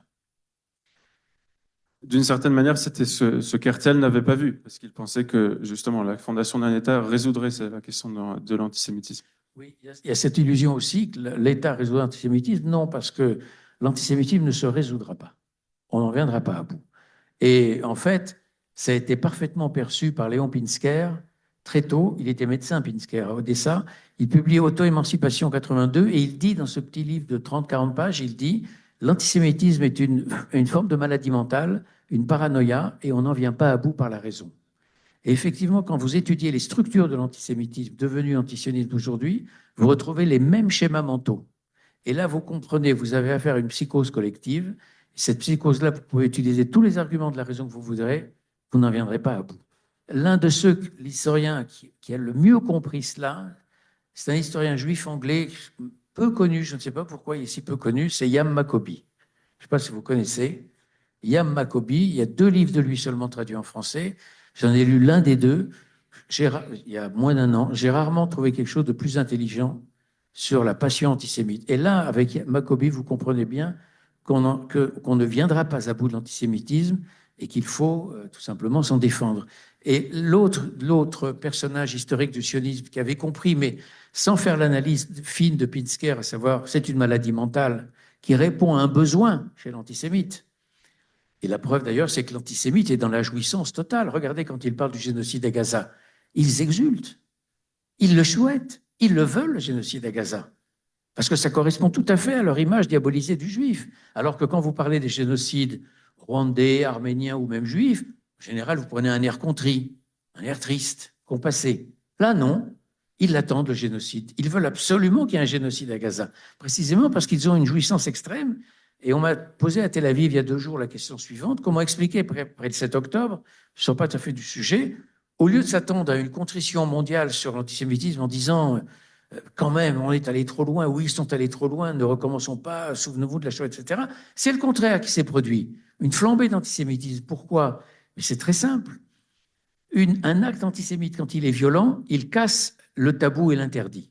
Et en cassant le tabou et l'interdit de l'acte antisémite, il offre un boulevard à tous ceux qui rongent leurs freins et qui n'osaient pas aller jusque-là. Et c'est ce qui explique que quand il y a une attaque antisémite, vous pouvez vous attendre, comme dans une réplique de tremblement de terre, à des offensives antisémites un peu partout plus tard. Souvenez-vous, à Carpentras, l'affaire de Carpentras en 90, dans le mois qui a suivi, le mois de mai 90, il y a eu une infinité de micro-affaires d'antisémitisme en France, pour la même raison. Alors, il nous reste quelques minutes et pour quasiment terminer, j'ai noté quelques questions que j'ai intitulées quelques questions qu'on ne pose pas à un historien. Quelle est selon vous, on va faire des réponses un peu courtes, quelle est selon vous la figure la plus importante ou la plus intéressante de l'histoire du sionisme? De toutes les personnalités et les leaders de l'histoire du sionisme, avec lequel auriez-vous aimé boire un verre? Oui, il y en a plusieurs. Il y en a plusieurs. Je dirais Léon Pinsker. Léon Pinsker, très beau personnage, Pinsker, un amant de Sion. Yosef Chaim Brenner, qui est arrivé ici en 1906 et qui a une lucidité sur la question arabe, mais extraordinaire. Il faut lire ces textes qui, malheureusement, sont très peu traduits en français. Je trouve qu'en hébreu, presque. Denis Charby en a traduit quelques-uns dans son anthologie il y a 30 ans, qui a un très beau travail. Voilà, je vous dirais ces 2 noms-là, il y en a sans doute d'autres, hein, bien sûr, ça ne me vient pas à l'esprit tout de suite, quoi. Si vous aviez la possibilité de revenir dans le temps à un tournant de l'histoire du sionisme lors duquel il vous semble qu'une mauvaise décision a été prise, pour corriger le tir, quel serait ce moment? C'est difficile, c'est très difficile. Je crois que l'une des erreurs, ça ne veut pas dire que ça aurait changé la face du monde. L'une des erreurs de ne pas avoir écouté le monde séfarade quand il a dit « apprenez l'arabe », c'est très important. Et je voudrais ajouter ceci, c'est que Ben Yehuda était convaincu de la même chose, alors qu'il était ashkénaze. Et Ben Yehuda est allé en Europe en 1902, il a rencontré Herzl, c'est la seule fois où ils se sont vus, et il a tenté de le convaincre de créer un journal en arabe. Et Herzl a dit, vous avez tout à fait raison, il faut le faire, mais il nous manque 2000 francs. 2000 francs, ah non, 2000 francs de l'époque, c'est 2 années de salaire ouvrier à Paris. Mais ce n'est pas non plus une somme fabuleuse, parce que les ouvriers ne sont pas vraiment bien payés, qu'on puisse dire. Bon, mais il ne les a pas, les 2000 francs. Et le fait est que le mouvement sioniste, je l'ai dit, n'avait pas d'argent. Vous savez que Herzl est venu ici avec 3 membres du mouvement sioniste, seulement 3, parce qu'il n'y avait pas le billet pour le 4e. Il n'y avait pas assez d'argent. Bon. Donc, Ben Yehuda et Herzl étaient convaincus de la justesse du projet. Je pense que ça a été une occasion manquée, c'est tout ce qu'on peut dire, mais surtout le fait d'apprendre l'arabe, ça c'est très important. Quel est le moment de l'histoire du sionisme que vous avez le plus aimé approfondir ou auquel vous auriez aimé assister? Oui, là aussi c'est difficile.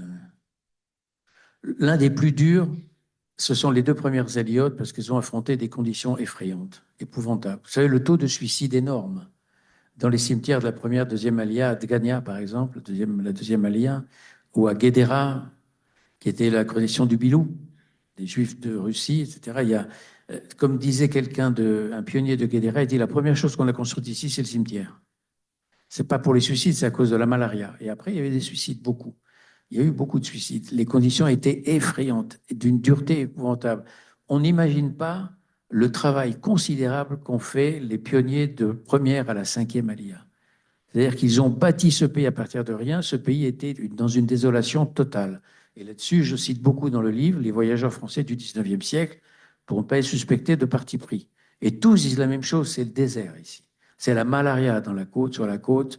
C'est des masures partout, des villages abandonnés. Chateaubriand traverse la région en 1806. Il reste 3 mois dans la région, 3 mois, surtout à Jérusalem. Et il dit il ne voit partout que des villages en ruine. Pourquoi en ruine? Tout simplement parce que soit l'épidémie de peste, soit l'épidémie de malaria a complètement dépeuplé la région. C'est une région qui est hostile, profondément hostile. Il n'y a pas c'est pas aussi arboré qu'aujourd'hui, donc il n'y a pas d'ombre.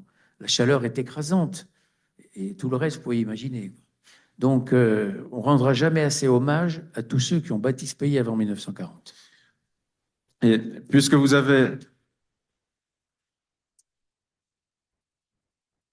nous avez dit que vous avez repoussé la fin du livre de 1940 à 1950, alors est-ce qu'on assistera à une suite qui ira plus loin?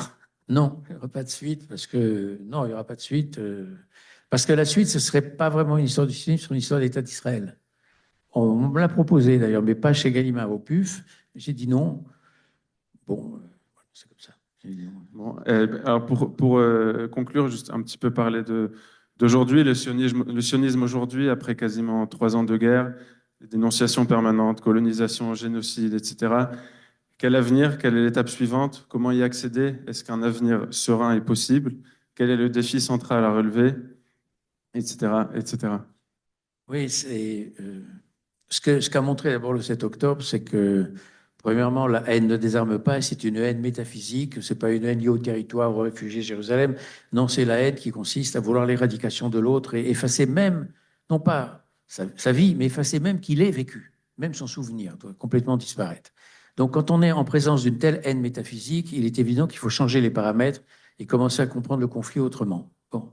Et à cesser de répéter comme des ânes les territoires, les réfugiés, les colonies. Je ne dis pas que ce ne sont pas des problèmes, ce sont des problèmes, mais ce n'est pas le problème central. C'est évidemment pas le problème central. Le premier point. Le deuxième point, le choc du 7 octobre a été tel que beaucoup se sont finalement posé la question de savoir mais pourquoi je suis ici?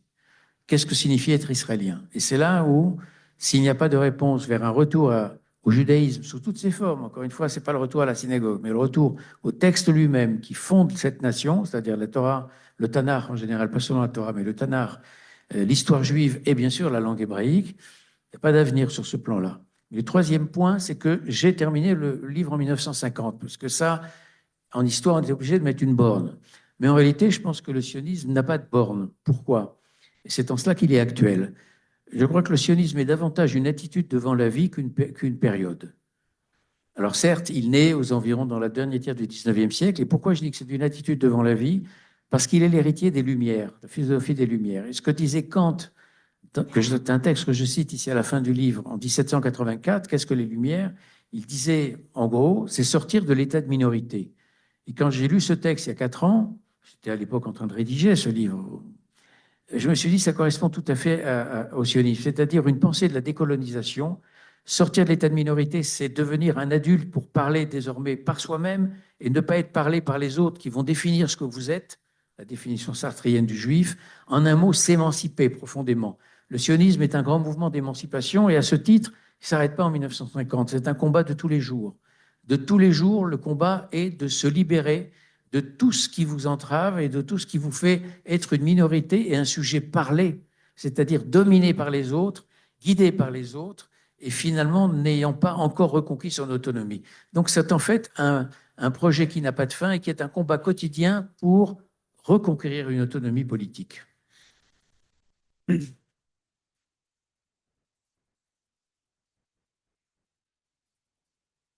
Alors, j'ai proposé que nous terminions sur une citation chacun.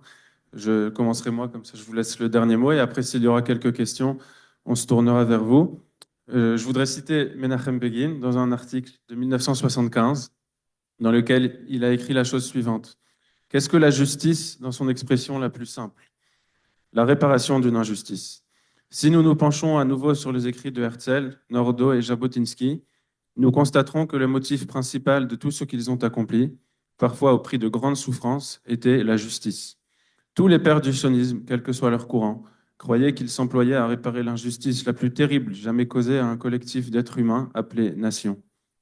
Cette conscience donne des ailes, elle confère ou renouvelle des forces morales prodigieuses pour poursuivre l'œuvre jusqu'à sa réalisation. Notre cause est juste, il n'en est pas de plus juste. Cette certitude était le lot de tous les sionistes. Oui, c'est un très beau texte qui date de 62, vous dites, hein? 75. Et c'est un beau texte qui est... Il répondait dans cet article à Sadat, à l'époque ils n'étaient pas amis, dans lequel il rapporte des propos de Sadat dans lequel il disait comment est-ce qu'on peut m'accuser d'antisémite puisque je suis moi-même sémite. Oui. Il parle de justice, Menachem Begin, ici, et ce qui est frappant, c'est que dans les années 30, les sionistes d'ici n'ont cessé de mettre en avant l'argument de la justice. Et en particulier Ben Gurion, mais il n'était pas le seul, d'autres l'ont dit aussi, quand il est auditionné ici devant la commission de l'UNSCOP en 1947.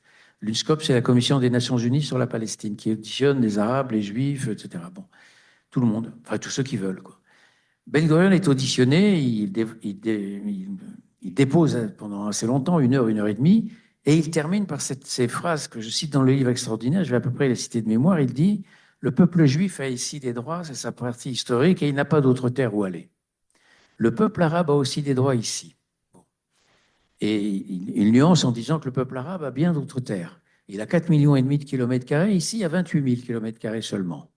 Et il s'adresse aux 11 membres de la commission de l'UNSCOP en leur disant ceci, avant de prendre votre décision, pesez bien ceci dans votre tête.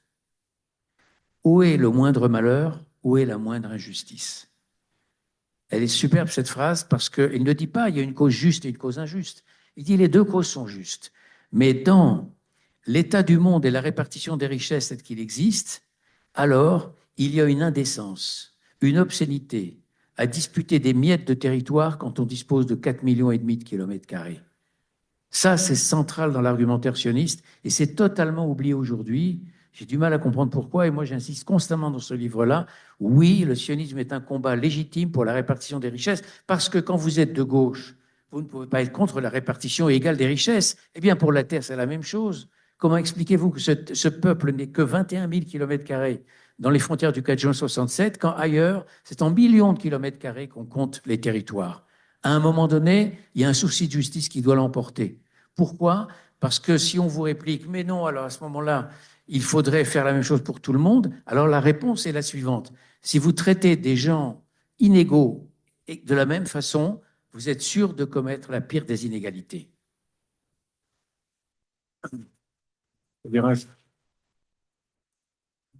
Merci beaucoup, Georges Bensoussan. Nous allons passer aux questions s'il y en a. Oui, vous pouvez applaudir. Il faut l'avoir. Eliraz, il faut l'avoir ta microphone. L'avoir ta microphone, Bakar.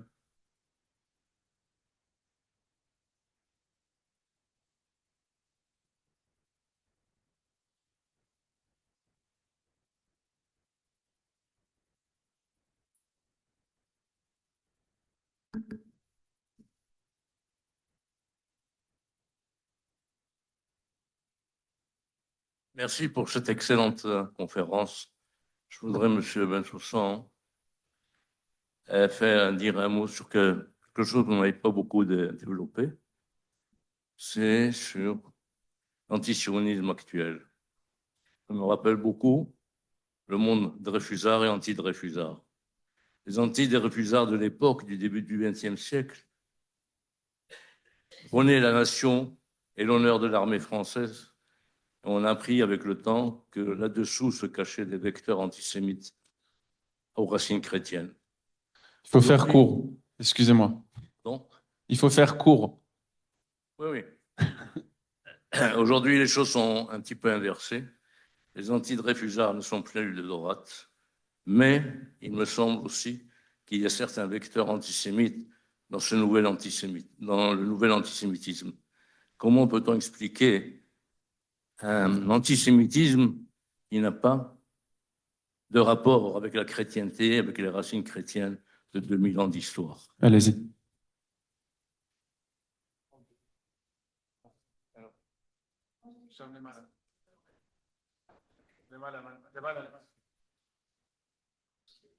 Oui, oui. C'est pire.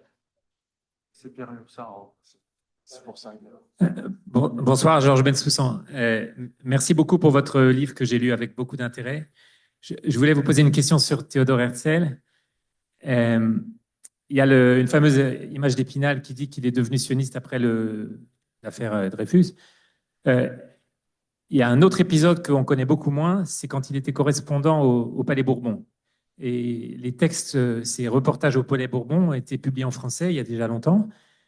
La question que je voulais vous poser, est-ce qu'il n'y a pas une influence du parlementarisme français sur Herzl? Et à travers ça et à travers d'autres épisodes que vous évoquez dans votre livre, comme Séjour de Ben Yehuda à Paris ou plein, on pourrait multiplier les exemples. Est-ce qu'il n'y a pas un tropisme français du sionisme, au moins sur le plan culturel?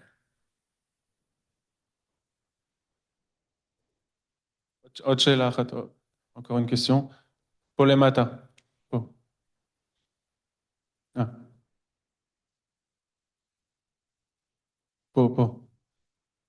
Léa Tracha. Faites court, s'il vous plaît. Oui, bien sûr. Merci, Georges Bensoussan. J'avais juste une petite question pour pouvoir comprendre la suite. Vous avez parlé à un moment de renseignements discordants de la part des Anglais. Et donc, vous avez parlé de la réaction des Arabes. J'aimerais savoir, pardon, quand vous parlez des Arabes, je crois qu'on parlait de tribus à ces moments-là. Et j'aimerais savoir d'abord qui étaient les décisionnaires parmi les Arabes. Et surtout, je me pose une question, comment est-on passé, bien sûr, on s'arrête à 1950, peut-être que c'est ultérieur, mais je me demande comment on est passé des réactions de ces Arabes-là à cette période à l'existence d'un peuple palestinien qui maintenant revendique des terres, etc. Merci. Allez-y. Vous répondez 3 par 3. Bon, les matins. Oui, Il répond, Georges Bensoussan répond aux questions 3 par 3. oui. Je vais répondre d'abord à la question de Pierre Lursa sur Herzl. Vous avez tout à fait raison, Pierre. Il est resté longtemps en poste à Paris, très influencé par les mœurs du Palais Bourbon et fasciné par la France et les mœurs républicaines. Ça explique aussi beaucoup pourquoi l'idée du Congrès lui est venue. Elle lui est venue aussi de voir le rôle parlementaire français et indéniablement, sur le plan culturel, il y a sans doute une influence et en particulier les débats autour de la laïcité en France. On n'est pas encore dans la loi de 1906, puisqu'il est correspondant à la fin des années 90, qu'il assiste à la dégradation du capitaine. Mais en tous les cas, il y a quand même des débats, même si ce n'est pas encore la fameuse loi de 1906. Et là aussi, ça l'a profondément marqué, à savoir qu'il n'imagine pas un État juif plus tard sous la loi, sans la séparation des pouvoirs religieux, laïques, etc. Donc l'influence française, qu'on a peu soulignée en règle générale, est très forte. Vous avez raison là-dessus, complètement. Bon. Sur les Arabes, la société arabe à la fin 19e et même dans les années 1930-1940, jusqu'à l'indépendance d'Israël, la société arabe n'est pas une société. C'est une agglomération de clans. La base de la société arabe n'est pas l'idée de nation, c'est une idée qui est complètement étrangère, c'est la Hamoula. La Hamoula en arabe, c'est le clan ou la tribu. Et qu'est-ce qu'un clan ou une tribu? C'est la réunion de plusieurs familles et les différences de pouvoir entre différents, il y en a une douzaine comme ça, et les différences de pouvoir entre les différentes Hamoulas, c'est la richesse foncière, plus ou moins riche à partir du moment où on a affaire à quelques grandes familles, les Khalidi, les Al-Dajani, les Husseini, les Nashashibi, voilà 4 grandes familles par exemple, elles se partagent toujours les postes. D'ailleurs, le cadi, l'imam de Jérusalem, le maire de Jérusalem, par exemple, qui est une ville importante, le maire de Jaffa, bien sûr, qui est la ville la plus importante, c'est pas Jérusalem, c'est Jaffa, et autres. C'est toujours entre les mêmes familles que ça circule, si vous voulez. Donc, c'est ça la réalité.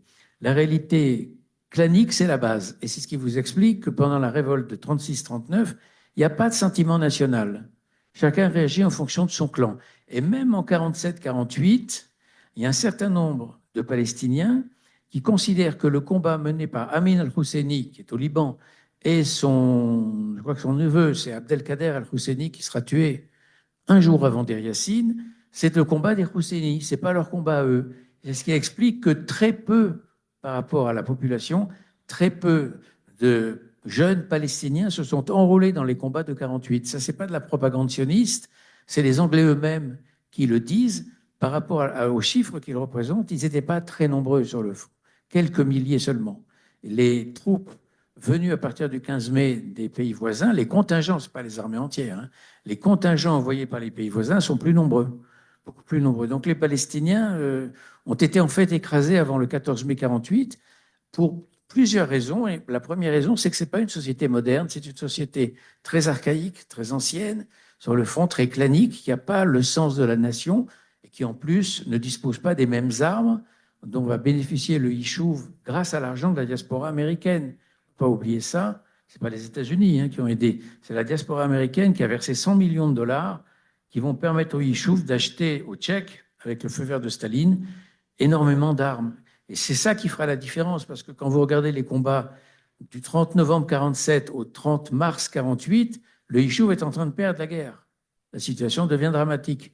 Et à partir du 1er avril, 31 mars, 1er avril, commencent à arriver, clandestinement, parce que les Anglais sont toujours là, commencent à arriver les armes tchèques par bateau ou par avion qui vont changer le rapport de force. Mais ce n'est pas la seule raison.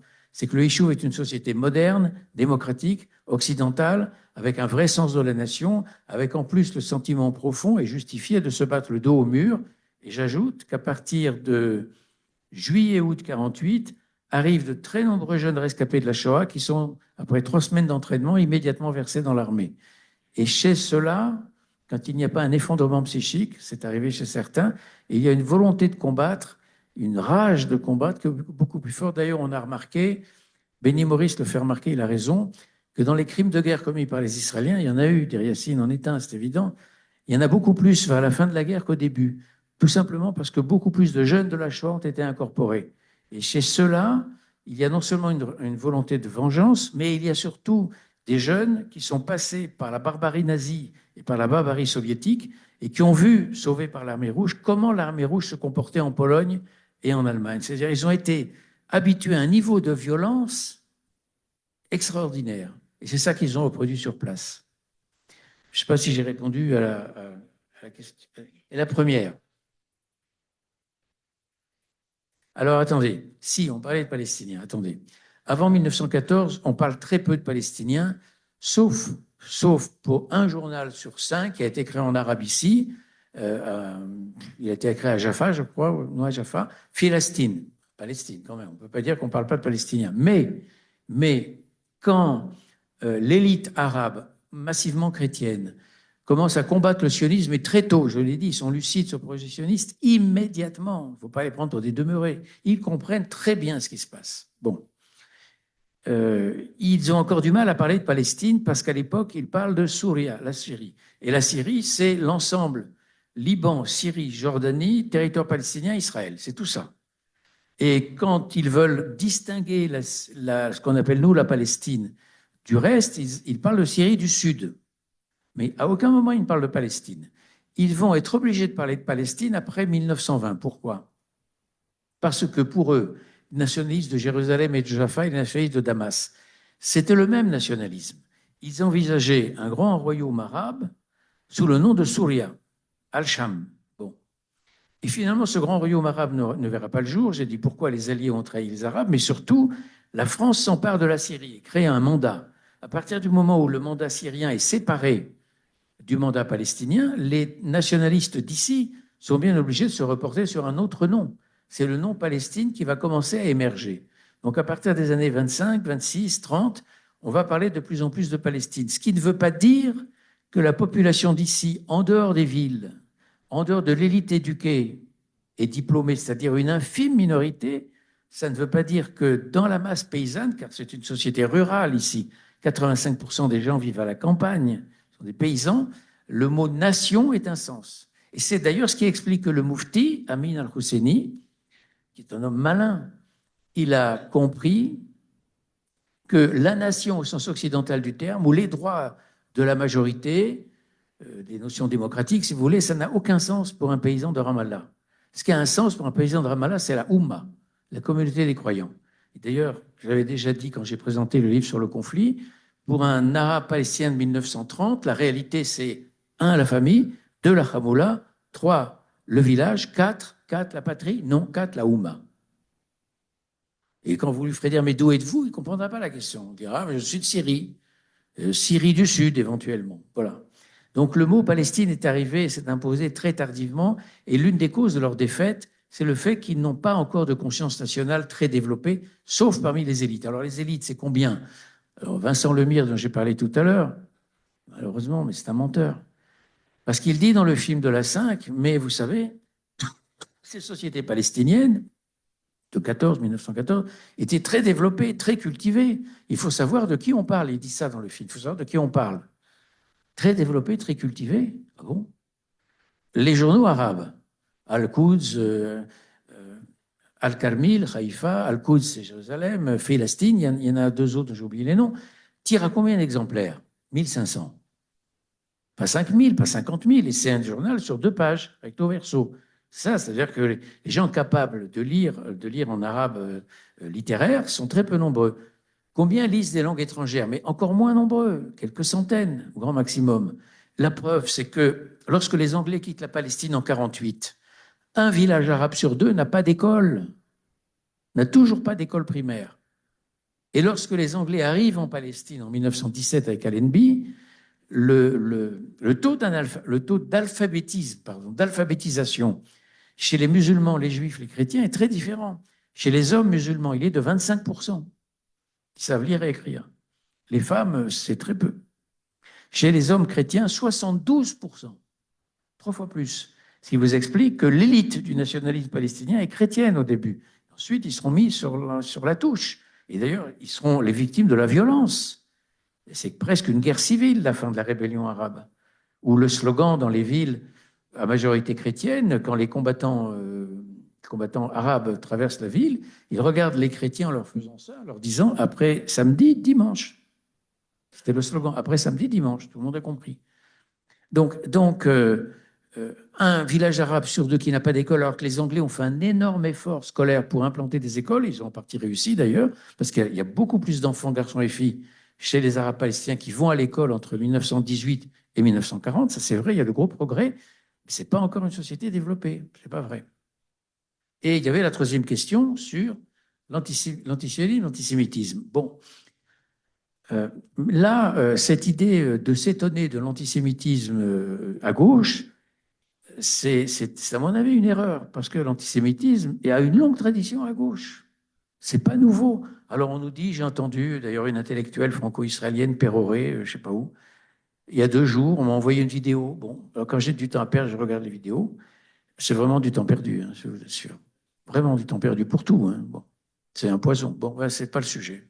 J'ai regardé parce que j'étais à Tahrir Merkazi, j'avais du temps, j'étais arrivé en avant. Je regarde et j'écoute. Et elle dit, sûre d'elle-même et de son savoir, mais quand même, la gauche de l'affaire Dreyfus, qui a pris la défense de l'affaire Dreyfus, la gauche qui a été tous les combats antisémites, tous les combats républicains, comment peut-elle tomber aujourd'hui l'antisionisme? Je dis, mais elle connaît rien ou quoi?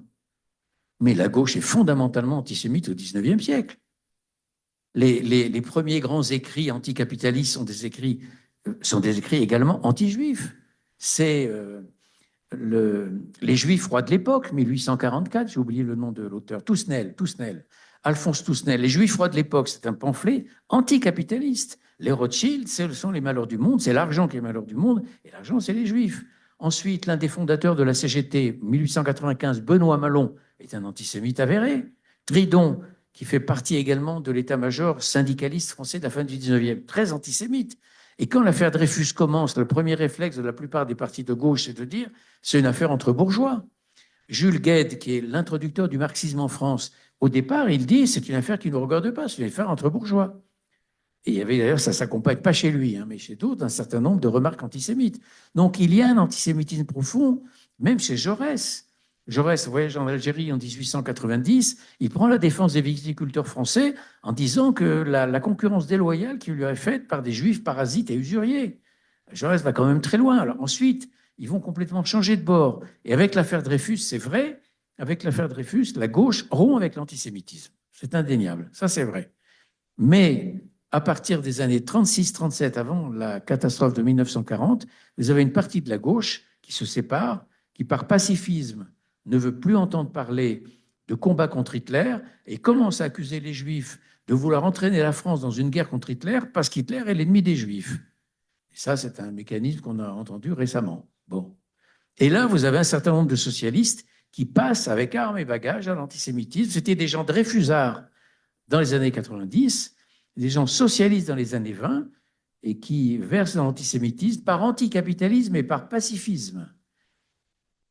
Dans ces années-là, sauf un d'entre eux, Marcel Déat, qui a été un des grands noms de la collaboration, mais celui-là n'a pas touché. Donc, il y a de longues racines de l'antisémitisme à gauche. Et puis, n'oubliez pas Marx. Marx lui-même, on dit petit-fils de rabbin, mais ça n'a aucun rôle, ça. Petit-fils de rabbin, à la limite, c'est ce qui a fait rejaillir chez lui, au contraire, quelque chose de trouble avec cette identité empoisonnée.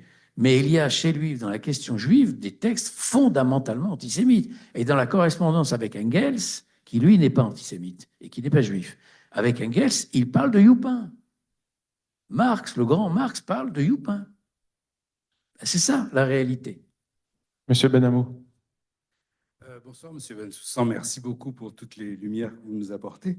On est un certain nombre ici à avoir bénéficié d'une visite de Yafo sur le Yishuv oublié, sur l'Alia séfarade oublié et le Yishuv séfarade, par Pascal Green. Il nous a fait une très très belle visite.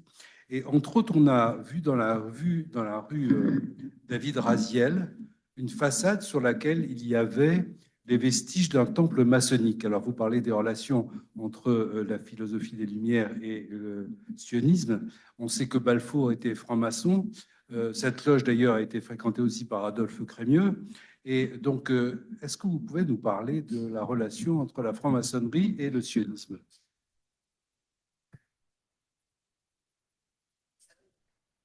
Bonsoir. Au début de ce que vous nous avez raconté, d'abord c'était très intéressant, merci. Vous avez parlé du Kotel et du Kotel et dans les années 20 et où on n'avait pas le droit de prier, où il fallait surtout pas mettre des chaises pour prier. Et ça m'a tout de suite fait penser à ce qui se passe aujourd'hui sur le mont du Temple, où les gens montent et n'ont pas le droit de prier. Ils essayent en cachette de faire quelque chose. En tant qu'historien, comment est-ce que vous voyez la suite des événements là-dessus et qu'est-ce que vous en pensez? Merci. Oui, bonjour. Merci beaucoup, encore une fois. Gérald Finkelstein, je suis archéologue et j'ai travaillé sur les époques classiques. Donc, je ne vais pas faire de phrases. Cessons d'utiliser le terme pseudo-scientifique d'antisémitisme, ok? Parce qu'à l'époque où il a été créé, les seuls sémites qui étaient dans la vision des Européens, c'était nous. Les Arabes, c'était des animaux, ok? Alors, anti-judaïsme, il faut trouver un terme adéquat. Ensuite, cet anti-judaïsme, il vient des chrétiens, c'est eux qui l'ont inventé, mais ils ne l'ont pas inventé à n'importe quel moment. C'est à partir du moment où le christianisme, il y a exactement 1700 ans, l'année dernière, a été pris en otage par l'Empire romain, qui n'était pas franchement amical. Mais quand des nouveaux chrétiens allaient en pèlerinage, heureux de voir le peuple juif et voyant qu'il n'acceptait pas Jésus, ils ont commencé à s'intéresser au judaïsme.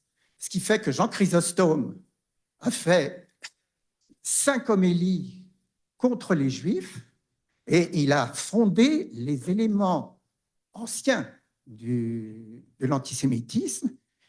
Et en ce qui concerne l'antisémitisme de gauche, c'est simplement parce qu'il y avait plein de Juifs qui étaient bourgeois parce qu'ils n'avaient pas le choix. Voilà.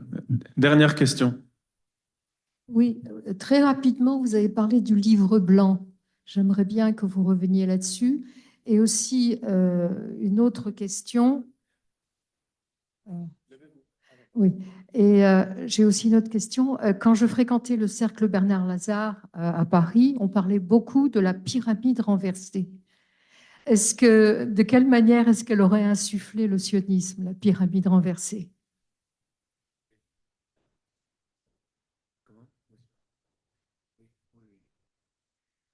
Alors, je n'ai pas noté là, mais la première question, c'était… Le livre blanc. Vous avez évoqué très rapidement le livre blanc. Ah bon, ok. Sinon, je vais le perdre. De M. Benamou, c'était sur Jaffo et les francs-maçons. Ah oui, la franc-maçonnerie. Alors, je ne connais pas le sujet sur les relations sionistes-francs-maçons. Je sais qu'un certain nombre de sionistes, en hommes des Lumières qu'ils étaient, en libéraux, étaient francs-maçons. En revanche, la seule chose que je sache, c'est que dans l'Empire ottoman, au moment de la Révolution jeune turque, 1908, un certain nombre de cadres du nouveau régime qui ont renversé l'autocratie du sultan Abdulhamid étaient francs-maçons. Et ça a beaucoup joué dans l'orientation nouvelle du régime, plus de liberté, au moins la première année. Ensuite, c'est qu'en Palestine, il y avait, entre autres à Jérusalem, des loges francs-maçonnes, c'est-à-dire qu'il y avait des intellectuels arabes, des bourgeoisies arabes, qui fréquentaient dans la même loge franc-maçonne des juifs.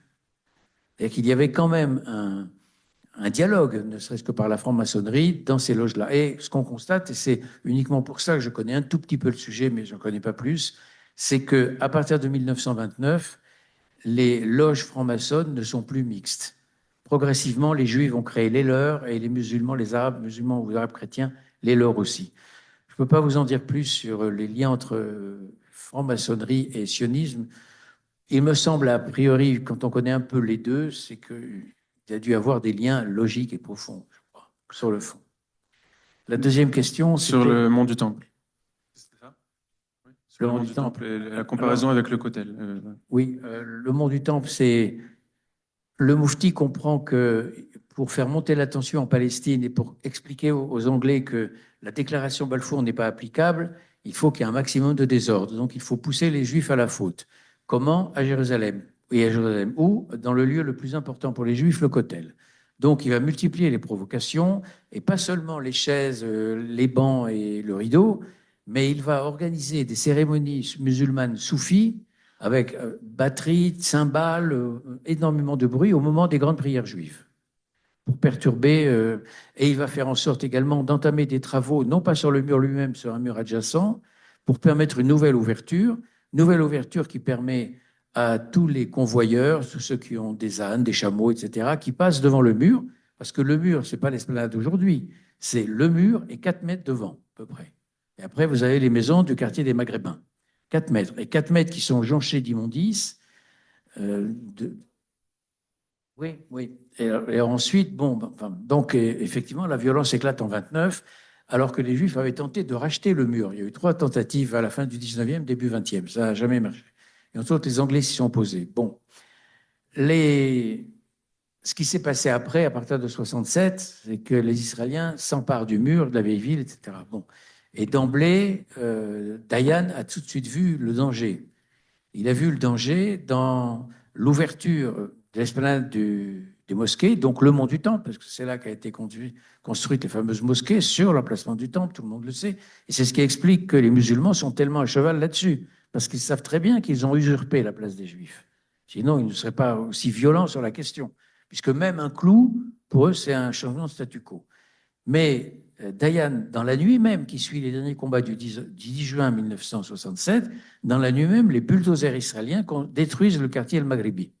Pourquoi? Pour créer une grande esplanade devant le mur. Pourquoi? Pour faire en sorte que les Juifs viennent prier devant le mur et ne montent pas sur l'esplanade des mosquées, tout simplement parce qu'il a peur d'embraser l'islam. L'islam, c'est la deuxième religion mondiale derrière le christianisme. Ce sont des centaines de millions d'individus. Aujourd'hui, c'est plus d'1,3 milliard. Bon. Il est réaliste. Et lorsque, je ne sais pas qui, un soldat plante au haut de la mosquée d'Omar, je crois, ou l'une des 2 mosquées, le drapeau israélien, il est en furie, en colère, décrochez-moi ça tout de suite. Il a très bien compris le risque politique. Bon. Eh bien, aujourd'hui, ma réponse, ça sera dans la droite ligne de ce que disait Diane. Aujourd'hui, viser le mont du Temple, c'est vouloir la guerre à perpétuité avec un monde islamique qui finira par détruire Israël. Il faut tenir compte des réalités. Certes, le mont du Temple, c'est le lieu le plus important du judaïsme. Certes, les musulmans sont des voleurs et des usurpateurs. Mais il faut faire avec aujourd'hui. Si on ne fait pas avec les réalités, on va droit vers la catastrophe qui s'appelle Masada. Vous savez, au moment de la guerre d'Algérie, De Gaulle, qui était très attaché à l'empire colonial, se convainc très tôt, dès 1959, qu'il faut céder l'Algérie et qu'elle soit algérienne. Et dans une conférence de presse, il a cette phrase que je trouve très belle et qui s'applique aux partisans du mont du Temple aujourd'hui. On peut certes regretter le temps de la marine à voile et des lampes à huile, mais hors des réalités, il n'est point de politique qui vaille. C'est tout. Ben, c'est tout. Que les gens du mont du Temple aujourd'hui réfléchissent à cela, sinon ils vont nous mener à la catastrophe de Masada en 73. Israël n'est pas une grande puissance. Israël est une petite puissance dans une très grande dépendance vis-à-vis des États-Unis. Il ne faut jamais perdre ça de vue. Question de monsieur. Vous n'avez pas fini. Ouais, oui. Question de monsieur l'archéologue. Non, ce n'est pas une question. Christianisme. D'abord, vous avez 1000 fois raison sur le mot antisémitisme. Alors, c'est tout à fait juste. Il faudrait arrêter avec ce mot piégé.